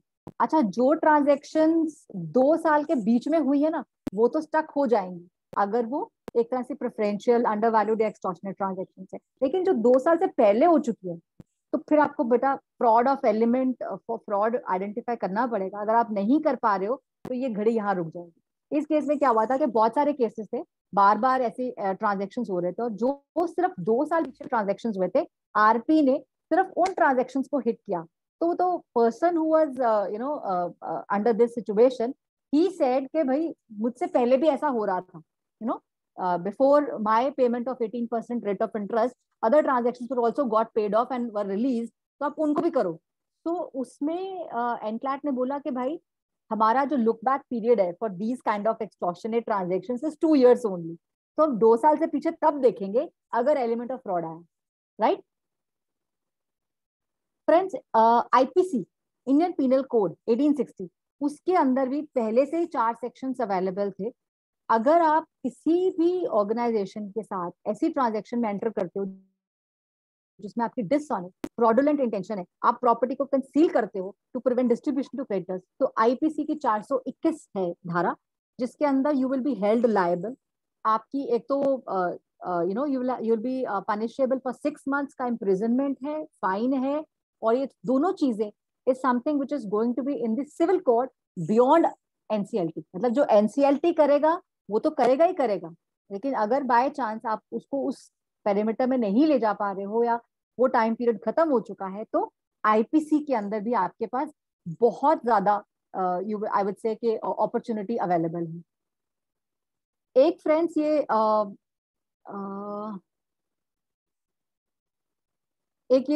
बहुत ही अच्छा जॉइंट पेपर है जो हमारे तीनों IPs which is triple IP, ICI, ICSI and CMA, इन सब ने एक मिलके एक बेस्ट प्रैक्टिसेस का एक पेपर इशू किया है। I will share that also with you all, where it you will find that the council has come up with beautiful cases. पूरा उन्होंने the statement has they have laid down in total and in detail the entire process कि क्या आपको have to do for as a IP, आपको क्या क्या करना चाहिए, आपको क्या चीजें छोड़नी है, आप कैसे ट्रांजेक्शन्स को ढूंढोगे, आप कैसे उसको यू विल डू इट। इसमें सारी की सारी ट्रांजेक्शन्स के आपको complete and in total the entire how the things have to be done, what are the transactions which are covered therein, ये सारा इसके अंदर you will find the entire and definitely all of you must go through this, right friends? Next I wanted to share with you all was these case laws. बहुत ही important ये case laws थे। मैंने 2-3 की तो summary, एक की summary बना ली थी। This case is very very important. जो लोग एग्जामिनेशन पॉइंट ऑफ व्यू से सेमिनार को सुन रहे हैं, तो I think this can give you an insight how the preferential undervalue transactions have been done and how are they treated with. IDBI Bank Limited versus JP Infratech Limited. This is the case wherein the NCLT has given up and come up with wonderful judgment and decision. Basic थोड़ा fact समझ के चलते हैं। JIL was a special purpose company which was promoted by JAL. JP Infratech Limited was a company which was promoted by JP Jayaprakash Associates Private Limited for certain designing, engineering, development and construction project. और जाल का 70% JIL में इसका holding था. Now JIL started facing financial difficulties and failed to honor its project completion deadlines. It started defaulting its loan payments due to financial creditors. और life insurance जो corporation जिसने इसको फंड आउट किया हुआ था उसने इसको 30 सितंबर 2015 में एमपी डिक्लेयर कर दिया। JIL had mortgaged 858 acres of unencumbered land owned by it to secure the debt of JIL via mortgage deeds. ये अलग-अलग agreements हो रखे थे and it's a preferential transaction. On August 9, 2017, the NCLT admitted an application filed by JIL's financial creditors and IDBI Bank Limited for initiating the CIRP. The IRP examined the various transactions which were entered into by JIL with its promoter shareholders pursuant to his duties as a resolution professional. The IRP consequently filed an application before the NCLT seeking declaration that the impungent transactions were fraudulent transactions, preferential and undervalued transactions, और इसकी अलग-अलग उसने relief sort out कर दी। Judgment क्या आया था? The NCLT held mortgage of lands through the impungent transactions in favor of a related party were entered into with an intention to defraud the JIL's creditors. देखो 70% holding थी JIL में JAL की, और आपने बिल्कुल leak of the moment when the account was turning NPA and was getting into trouble, आपने वो सारे के सारे एसेट्स वापस पेरेंट कंपनी को वापस कर दिए. So definitely with in time period, and the impungent transactions had been entered into at the time when the JIL was declared NPA and was facing severe liquidity crunches. The value of land mortgaged was from 5,000 to 6,000 crores as per the valuation report, which was prepared at the time of mortgage. The NCLT reasoned that the land so mortgaged could have instead been sold by JIL to meet its payments and obligation to the financial creditors and deliver the facts to the home buyer. Despite this, JIL's director had entered into this impungent transaction in utter disregard to the fiduciary obligations. They had failed to exercise due diligence in minimizing the potential losses to the JIL creditors while providing benefits to the JIL's related party. There was absence of counter guarantees and consideration from JIL. JIL ने उस transaction के लिए appropriate transactions और costings जो थे वो नहीं दिए गए. Absence of lender and shareholders approval. Definitely company है, आप अपनी मर्जी से आज उठाएंगे और उसको ट्रांसफर कर देंगे, ऐसा होना नहीं चाहिए. Creation of mortgage contrary to the decision of the JIL. Now the NCLT has created an organisation, उसके अंडर आपने उसको बोला कि अनएनकम्बर्ड लैंड है, आपने उसको स्वैप कर दिया, रिड्यूस कर दिया. How can you do it? It's a complete contravention of the decision. ठीक है जी. The impungent transactions were preferential under section 43. He formed the opinion, the resolution professional formed the opinion, had given relevant time to the party, to the related party का time period जो था वो covered था इसके अंदर, और उसी manner में 43(2) की transaction को ordinary course में transaction नहीं हुई थी. It was basically to defraud the creditors of JIL. They were undervalued, और look back period इसका था. अब मेरी जो analysis इसमें ये थी कि the NCLT's well-reasoned order is the first judgment to assess the scope of preferential, undervalued, and fraudulent transactions. The principles laid down by NCLT in its judgment are likely to form the touchstone of jurisprudence governing avoidance proceedings under the Code. The order has the effect of stopping a debt-ridden company from attempting to put its asset out of the hands of the creditor. Basically, this is what the entire story of the PUF transactions is. Friends, another very important case which I wanted to share with you people today. नहीं, मैं आपसे discuss कर चुकी हूँ. हाँ, Embassy Properties Development Private Limited versus State of Karnataka and others.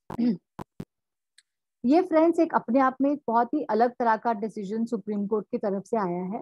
Normally जब हम अपना सेक्शन 14 की बात करते हैं, मॉरेटोरियम की बात करते हैं, तो हम ये समझ के चलते हैं कि अगर आपका CRP इनिशिएट हो गया है तो उस केसेस के अंदर आपका जो भी आपके एसेट्स हैं या जो भी आपके लायबिलिटीज हैं वो स्टैंड स्टिल हो जाते हैं. आप कहीं से कुछ रिकवर करना है, यू कैन रिकवर दैट. अगर आपको कुछ किसी को पे करना है, that payment has to wait until and unless it is a payment of essential supplies. आपको किसी भी चीज को और पे नहीं करना. अब इस केस में हुआ क्या? Embassy properties development private limited का एक कॉन्ट्रैक्ट था स्टेट ऑफ कर्नाटका के साथ माइनिंग का. I will just read the brief and facts of the case from this only, और ऑर्डर मैं आपको ब्रीफ में समझा दूंगी, otherwise we will run out of time and I want to keep some time for any questions which you people have. There were 3 appeals basically in this case. Okay, the company named Udyam Investments Private Limited, which is इसी case में 12th है. चलो छोड़ो, let us sort it out. मैं आपको धीरे में brief में फैक्ट बता देती हूँ. माइनिंग का कॉन्ट्रैक्ट मिला हुआ था टू अंबासी प्रॉपर्टीज को, और हुआ क्या कि जो माइनिंग का कॉन्ट्रैक्ट था वो 2018 लेट 2018 में खत्म हो गया था because of some issues from the state of Karnataka. उन्होंने कुछ कंपनी ने कुछ रीपेमेंट्स नहीं करे हुए थे, और उन रीपेमेंट्स के ना करने के कारण दी स्टेट ऑफ कर्नाटका ने ये जो लाइसेंस था इनका माइनिंग का वो ड्रॉप कर दिया था. अभी लाइसेंस क्योंकि ड्रॉप कर दिया, और कंपनी के फाइनेंशियल सिचुएशन कुछ ठीक से नहीं थे, तो after 3 months the company went into CRP. अब जब सीआरपी इनिशिएट हुई तो जो रेजोल्यूशन प्रोफेशनल था उसने कोर्ट में अपील किया कि जो स्टेट ऑफ कर्नाटका है वो हमारे लाइसेंसेस को रिन्यू नहीं कर रहे, राइट। तो डायरेक्टली ही filed an appeal with the high court. Now यहाँ गलती क्या हुई आरपी से, instead of going to the NCLT ही directly went to a high court और रिट फाइल कर दिया।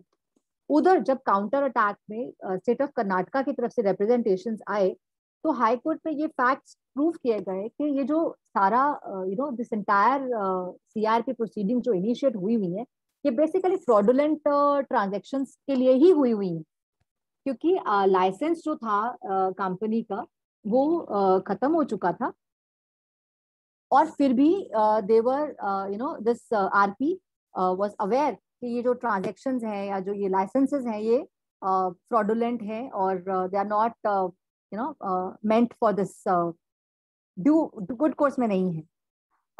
इसलिए वो एनसीएलटी में गया और हाई कोर्ट में गया और जब हाई कोर्ट में कर्नाटका स्टेट ने रिट करा और उसको क्लेम किया तो automatically RP did not have much of a scope. इसके 48 पेज के ऊपर ना इन्होंने अपना पूरा जजमेंट दिया है। There were 2 contentions, whether the NCLT is capable enough to decide about fraudulent transaction, and second question to be answered was कि जो मैटर उसके jurisdiction में नहीं है NCLT के, क्या उन मैटर्स के ऊपर NCLT ऑर्डर कर सकता है। तो जो फर्स्ट मैटर था which is quorum non judicia, which is lack of jurisdictional power, उसमें हाई कोर्ट ने सुप्रीम कोर्ट ने ये डिसीजन दिया था दैट जिस केस में आपके पास अथॉरिटी नहीं है एनसीएलटी के पास, क्योंकि इस चीज में डिसाइड क्या होना कि आयरन ओर या रेड ऑक्साइड के जो माइनिंग के कॉन्ट्रैक्ट्स हैं वो वैलिडली लाइसेंस जो है वो वैलिडली दिया जा सकता है या नहीं दिया जा सकता।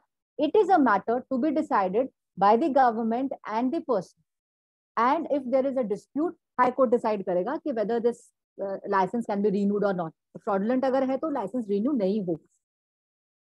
तो इस केस में it was decided that NCLT का जुरिस्डिक्शन नहीं था for an application against government of Karnataka to execute supplemental lease deeds और नॉट, क्योंकि NCLT can decide whether this company का सीआरपी प्रोसेस हुआ है, होना है, नहीं होना है, कोई ट्रांजैक्शन फ्रॉडुलेंट है या नहीं है, ये आप एनसीएलटी डिसाइड कर सकती है। बट क्या वो सप्लीमेंटल लीज डीड एग्जीक्यूट होनी है या नहीं होनी, या माइनिंग के लीज का एग्रीमेंट एक्सटेंड होना है या नहीं होना, इसका डिसीजन एनसीएलटी नहीं दे सकती। इसका डिसीजन हाई कोर्ट के पास ही है। इसीलिए high court was justified in entertaining the writ petition. तो ये जो मैटर था क्वोरम नॉन जुडिशा, ये इसके अगेंस्ट डिसाइड हुआ। और लास्ट पॉइंट जो डिसाइड होना था कि whether the NCLT has the power to inquire into questions of fraud. Yes, the NCLT and CLAT have jurisdiction to inquire into the question of fraud. They would not have jurisdiction to adjudicate upon disputes such as those arising out of MMDR or the rules which are therein, especially the disputes resolving around the decisions of statutory and constitutional. So whether the lease is correct or not, ये high court decide करेगा, ये NCLT decide नहीं करेगा। लेकिन क्या fraud हुआ या नहीं हुआ, ये एनसीएलटी के पास पावर हमेशा के लिए रहेगी।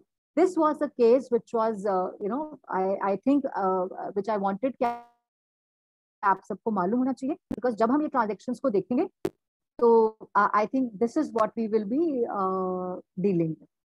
So, friends, this brings me to the end of my presentation. Okay, and here we go to the meeting again.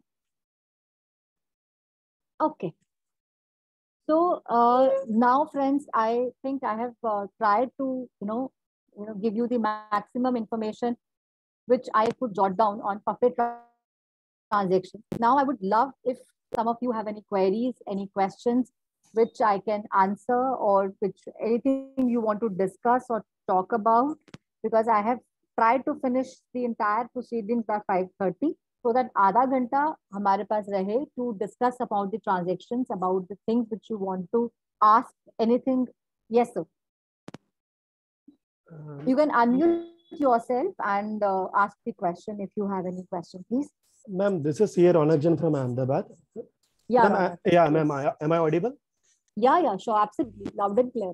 Ma'am section 43 का ही केस कर रहे हैं, जी जैसे सीआरपी डेट से फॉल बैक पीरियड 1 ईयर का होता है, ठीक है जी। उससे पहले क्या हुआ, सामने ओसी ने केस फाइल कर दिया, ओके मतलब वो नॉर्मल सेशन कोर्ट में या 138 के हिसाब से जी। तो ऑब्वियस मैनेजमेंट को उन्होंने प्रायोरिटी उसको दी पेमेंट के लिए।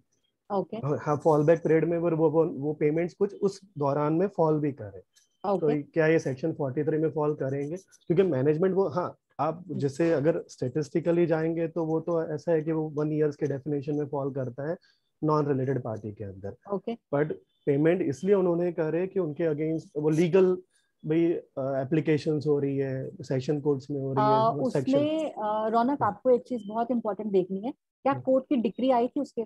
नहीं मैम, वो जो तो फिर वो 43 में कवर हो जाएगा। पत्र व्यवहार से जितने डरा धमका के जो नहीं पेमेंट्स ले पत्र व्यवहार का कोई मतलब नहीं है, पत्र व्यवहार को हम बिल्कुल नहीं मानेंगे आईबीसी के अंदर। 43 में वो डेफिनेटली फॉल करेगी, आपको उस ट्रांजेक्शन को 43 के अंदर डालना है अनटिल अनलेस कोई कोर्ट की डिक्री आ गई। देखो पत्र व्यवहार तो बहुत हो रहा है अभी, 100 क्रेडिटर अगर आपके खड़े हो गए दरवाजे के ऊपर तो क्या आप 100 को पेमेंट कर दे रहे हो? अगर आपने 100 को कर दी मुझे कोई समस्या नहीं, मेरे 10 क्रेडिटर्स एक कैटेगरी के treat equals as equals and unequals as unequal. कि अगर आपने उस ओसी को पेमेंट किया है राइट, और अगर उस ओसी को पे नहीं करता तो वाटरफॉल में वो कहाँ था? बहुत नीचे था। सबको फिर इक्वली मिलता है वाटरफॉल में। कवर हो गया Okay. बिल्कुल। वाटरफॉल में जो मेरे अनसिक्योर्ड क्रेडिटर्स हैं बेचारे, वो जो डाउन द लेन नीचे खड़े हैं, जिसमें बेचारे हमारे गवर्नमेंट के इनकम टैक्स के जीएसटी के ड्यूज भी आ जाते हैं, तो अगर वो सब लोग नीचे खड़े हैं तो ये बेचारा सिर्फ एक कोर्ट केस करके आपसे पैसा रिकवर कर जाए ऐसा नहीं है। अगर आप इस तरह से कर रहे हैं, ये मेथड ऑफ वर्किंग आपका था, तो आप फिर सारे क्रेडिटर्स को कर देते तो चलता था। अगर आपने ऐसा नहीं किया तो Raunak, it's an apt case for section 43। You can absolutely file an application for the recovery of the amount. Ma'am section 66 के लिए एक और पूछना था, जैसे साइफनिंग ऑफ ये जो बुक्स ऑफ अकाउंट्स का फॉल्सिफिकेशन होता है, ठीक है अब जैसे कहीं ना कहीं तो हमको अमाउंट भी तो आइडेंटिफाइड करना होता है, आप खाली ट्रांजैक्शन नहीं बता सकते, you need to show the amount also. मान लो you have to show the amount also, purchase में ही फॉल्सिफिकेशन है, परचेज भी बोगस है, सेल्स भी बोगस है, सामने सेट ऑफ कर दिया कि भाई देखो बैलेंस शीट, तो भाई सेट ऑफ हो गया, ठीक है, नलीफाई कर दिया बैलेंस शीट को, तो उसमें फिर हम अमाउंट को कैसे आइडेंटिफाई करना है? चलो ड्राइंग पावर में तो आपके पास दोनों अमाउंट्स निकालो, दोनों अमाउंट्स निकालो, दोनों निकालो। जो देना है वो तुम्हारा चला गया नीचे बकेट में, वो तो अपना क्लेम फाइल करे, उसका मुझे कोई मतलब नहीं, ठीक है। और जो लेना है वो लेने का हक तो मुझे सीआरपी में पूरा पूरा है। तो ये कौन से सेक्शन में 66 में अमाउंट आइडेंटिफाइड करना हो तो कैसे करें? बिल्कुल, आप जिसको अगर सेट ऑफ किया है ना, देखो क्रेडिटर जो था जिसको आपने नेट ऑफ कर दिया डेटर के साथ, तो आप बेसिकली कहोगे कि भैया मेरा डेटर से रिकवरी करा दो। जो क्रेडिटर है उससे मुझे कोई रिलीफ नहीं चाहिए, आप आइडेंटिफाई जरूर करोगे because this will be a case. आप प्रूफ कैसे करोगे कि फ्रॉडुलेंट ट्रांजैक्शन थी?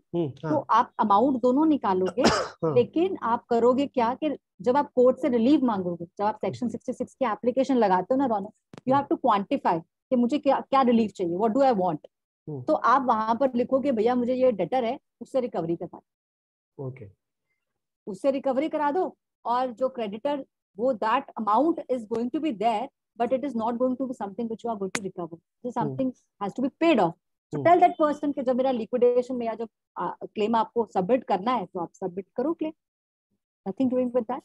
मतलब ये हम डेक्री मांग सकते हैं एनसीएलटी से कि ask the debtors to pay off.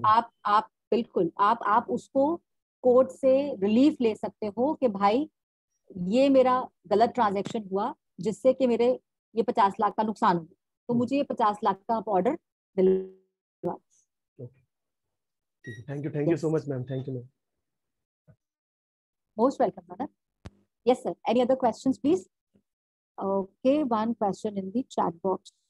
So in case CD has not filed GST returns for 12 months, just before commencement of CIP, CD files all pending returns and make payment of the applicable GST. No Chirag, I don't think this is preferential transaction, because अगर उसने last moment पे returns file कर भी दिए तो कोई specific relief किसी को नहीं दे रहा है। इसमें आप आई वुड से दो तीन क्वेश्चंस देखें।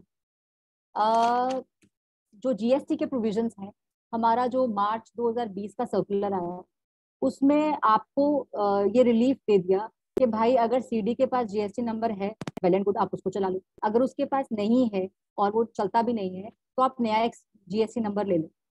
सो अल्टीमेटली मेरे पास जीएसटी के रिटर्न्स ना फाइल करने के क्या कारण, कुड बी एनीथिंग। आज की डेट में बहुत सारे क्रेडिटर्स मेरे होंगे या तो मेरे डेटर्स होंगे, वो चिल्ला रहे होंगे तो उनको क्रेडिट नहीं मिलता। तो अगर मुझे पता था कि सीआरपी आ रही है, अगर मुझे पता था कि कॉर्पोरेट इंसॉल्वेंसी रेजोल्यूशन प्रोसेस में आने वाला हूं मैं और मेरा केस एडमिट हो जाने वाला है और मैं जानबूझ के पैसा उड़ा रहा हूँ, तो फिर तो ये केस बन जाएगा प्रेफरेंशियल।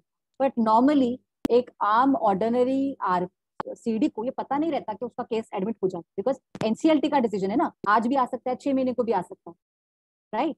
तो ऐसा कुछ इस ट्रांजैक्शन में मुझे नहीं लगता कि ये एक प्रेफरेंशियल ट्रांजैक्शन है, because you never know when your CRP process is going to be initiated. So I don't think this will fall under preferential transactions. Okay, Chirag? Yes. Any other question, please?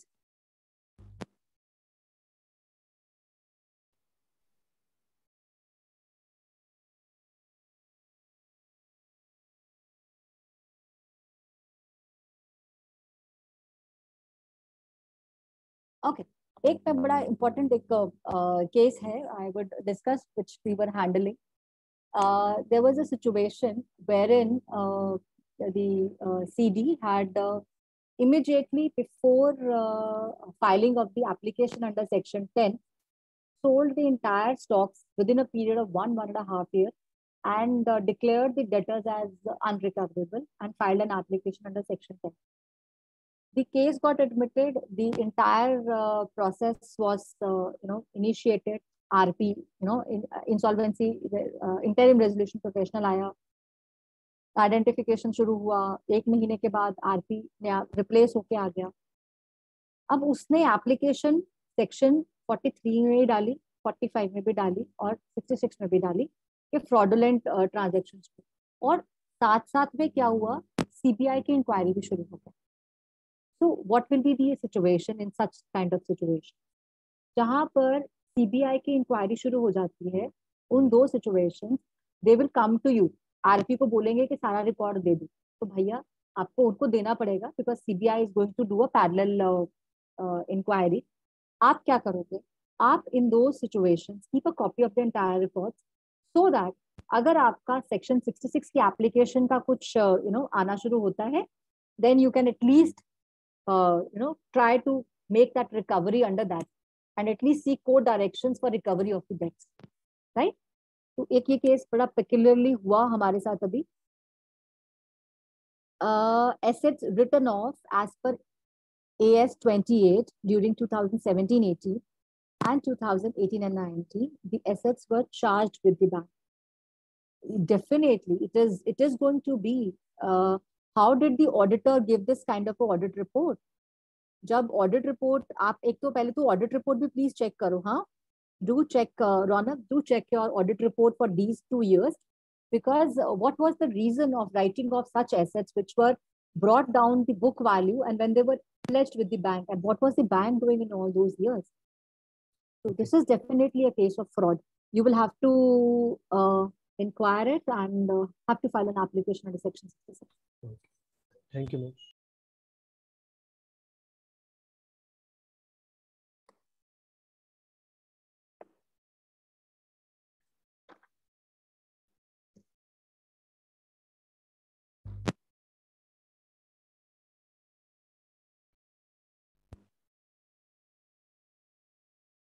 Okay, one more question. ये जो CRP में proceedings हो रहे हैं, अगर आपने एक combined application already file कर रखी है फॉर 43 और तो can you withdraw and file separate? No, you should not, once you have done it friends ultimately जो पेनल्टी चार्ट अपने IBBI ने भेजा है, जिसमें कहा है कि आपको इतने दिन में ये करना है, इतने दिन में ये करना है, तो अगर आपने एप्लीकेशन 115 डे को फाइल कर दिया है and you have just to ensure that whatever you have filed, you have a corroborative evidence for all those, all the documental evidences have to be with you handy and kept by you for at least आगे 10-15 साल. तो एक बड़ा सा cabinet please friends, all the IPs जैसे हम सब लोगों ने कर रखा है, we've all bought big cabinets, कि हर CD के लिए कैबिनेट लगा दो और उसमें उसके सारे कागज जो भी है वो रखते जाओ, because ultimately down the lane the IBBI is also going to do an inspection, whatever cases you are handling, whatever cases you are doing. अगर आप 43-45 के ट्रांजेक्शन्स को आइडेंटिफाई नहीं करते तो भी आपके ऊपर पेनल्टी है. अगर आप फाइल करते हो और उसको जस्टिफाई नहीं कर पाते हो तो भी आपकी बैशिंग होनी है. So make sure that whatever cases you are doing, make a complete trail of the entire document, make a complete record and copy of all those documents and keep it elsewhere. मतलब hard copy भी रखो और soft copy भी रखो with hard disk में आप डाल सकते हो, PDF कन्वर्जन कर सकते हो. So that way you will be saved for future transactions in this.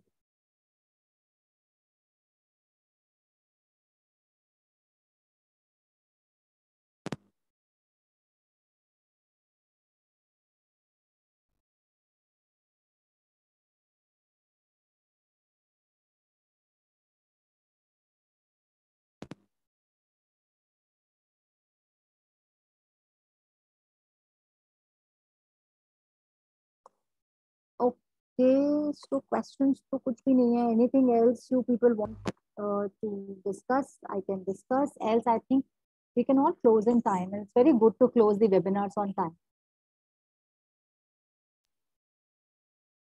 Ma'am Just ask. हाँ हाँ जी रौनक बोलिए. मैम, रिपोर्ट क्लोज होने के बाद ही बैंक वाले फिर से डेटा देते हैं कि नहीं ये डेटा हमारे अवेलेबल है, हम लोगों ने यूडीन जनरेट कर दिया होता है और रिपोर्ट सबमिट कर देता है, फिर पीछे से बोले यार ये डेटा तो हमारे पास अवेलेबल है. या प्रमोटर्स जो CD के होते हैं, मतलब कॉर्पोरेट डेटर के, वो सस्पेंडेड मैनेजमेंट के ये है, तो उस टाइम हमको वही रिपोर्ट को एडेंडम करके अलग से रिपोर्ट देने का मैम होता है. कितने अभी एक रिपोर्ट में ये बहुत होता है रौनक. डाटा बहुत ज्यादा लेट आता है. Nick of the moment, I think not just the promoter directors also, but from the financial institutions also. हाँ. बहुत सारे फाइनेंशियल इंस्टीट्यूशंस के पास रिकॉर्ड्स रहते हैं. आप कितना खंगाल लोगे, कितना कुछ देख लोगे. And once you send them global questionnaire, तो उनको उनके लिए भी वो ग्लोबल क्वेश्चनर ही होता है. तो आधी चीजें वो पढ़ते हैं, आधी चीज वो पढ़ते नहीं. तो then when something crops up, even COC की मीटिंग में भी कहते हैं अच्छा ये तो हमारे पास था, ये तो हम ही दे देते आपको. तो भाई तुमसे पहले जब बात किया तो दिया नहीं आप. चलिए, anyhow, if the information has been received late, no harm done. Whatever information comes to you, keep on adding additional addendums to the applications you have filed. Company applications में addendums आप और additions आप कई बार और बहुत बार कर सकते हैं, कोई प्रॉब्लम नहीं. Thank you. क्योंकि रौनक अल्टीमेटली डिसीजंस बहुत जल्दी आते नहीं है. फ्रैंकली स्पीकिंग 43, 45, 66 के एप्लीकेशंस के डिसीजंस मतलब डिसोल्यूशन स्टेज तक पहुंच जाती है कंपनी, सब तक नहीं आते हैं. एक तो मैम वो 75 डेज 115 डेज में एक तो टाइमलाइंस भी रहती है. हम लोगों के लिए है, हम लोग के लिए है, लेकिन कोर्ट्स के लिए कोई टाइमलाइंस नहीं है. तो अल्टीमेटली अपन को तो एप्लीकेशन डालना ही डालना है. तो प्राइमा फेसी जो इन्फॉर्मेशन मिलता है, try to file that information and then you can keep on adding to it, because by the time आप लिक्विडेशन तक पहुंचते हो पूरी ग्रिप आ जाती है कंपनी. इनिशियली थोड़े हिकअप्स होते हैं because and Raunak I would always suggest कि अगर कहीं से भी आपको डायरेक्टर्स की तरफ से या कंपनी की तरफ से कोई प्रॉब्लम आ रहा है, 19(2) की एक एप्लीकेशन जरूर लगा के छोड़ो. नॉन कॉर्पोरेशन जरूर लगा के छोड़ो. बिकॉज बहुत टाइम ऐसा होता है कि हम कहते हैं अच्छा आज दे रहा है, कल दे रहा है, हफ्ता निकल गया, 10 दिन निकल गया, एंड वी चलो ठीक है यार टाइम दे देते. Because we are busy with other thing. Information memoranda भी बनाना है, वैल्यूएशंस भी कराने हैं, फिर उधर से ट्रांजैक्शन ऑडिटर अगर आपने अपॉइंट कर लिया तो वो भी आपकी जान खा रहा होता है कि ये डाटा दो, वो डाटा दो. तो अगर आप कहीं पे भी थोड़ा सा लिबरल हो जाते हो ना, तो वो आपको बहुत भारी पड़ता है. 19(2) को याद रखो, जरूर फाइल करो अगर आपको कहीं पे भी कोई इन्फॉर्मेशन देने में दिक्कत आ रही. क्योंकि प्रमोटर डायरेक्टर का काम है वो एंड में जाके आपके अगेंस्ट फिर से एप्लीकेशन लगाएगा कि आरपी ने अपना काम ढंग से नहीं कर रहा। हाँ, यस मैम। हाँ, आप कितना भी अच्छा कर लो, कंपनी को कितने अच्छे बेच लो, एनसीएलटी ने भी आपसे मतलब एक दिन प्रमोटर ने एप्लीकेशन लगाई ना, विद इन 1 वीक वो मैटर टेकअप हो जाए। This is my experience. All those matters जो प्रमोटर डायरेक्टर्स लगाते हैं ना, वो इतनी जल्दी लिस्ट होते हैं। मैं तो हैरान होती हूँ कि हमने 66 की एप्लीकेशन लगाई, उसकी इनलिस्टमेंट एक बार नहीं हुई, एक हेयरिंग हुई, उसको अपॉर्चुनिटी दे दिया, उसके बाद उसकी हेयरिंग लिस्टिंग ही नहीं होती है। लेकिन एक प्रमोटर ने एप्लीकेशन लगाया नहीं और साथ में है आरपी आपने क्या किया। तो that's the situation and I think we have to be prepared for this. Thank you. Okay, friends, I think can just ask Anjali.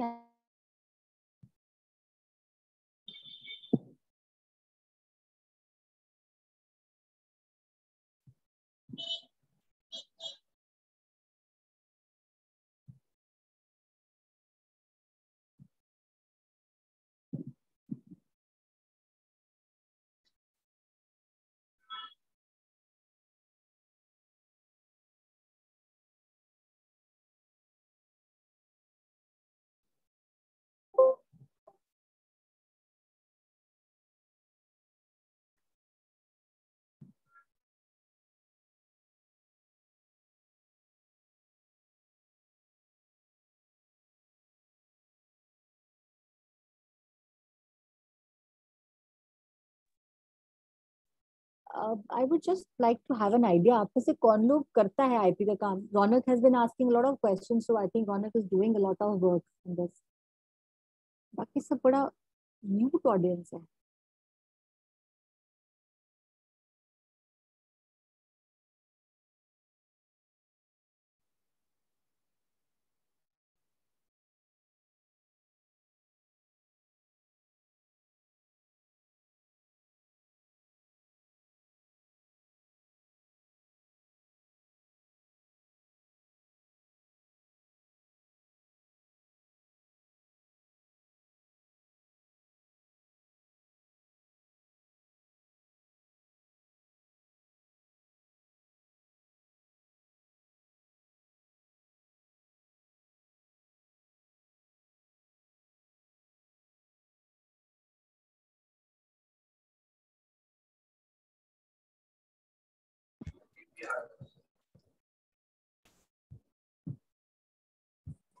Shall we conclude, madam?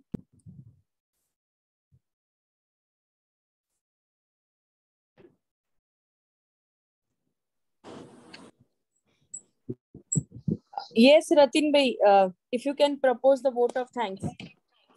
Okay.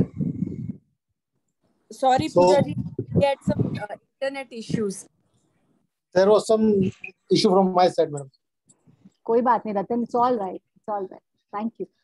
Okay. So on behalf of Ahmedabad branch of ICAI, I, Ratin Majmudar, would like to express my gratitude to all the esteemed speakers of the IBC series for their presence and contribution to make this series a great success.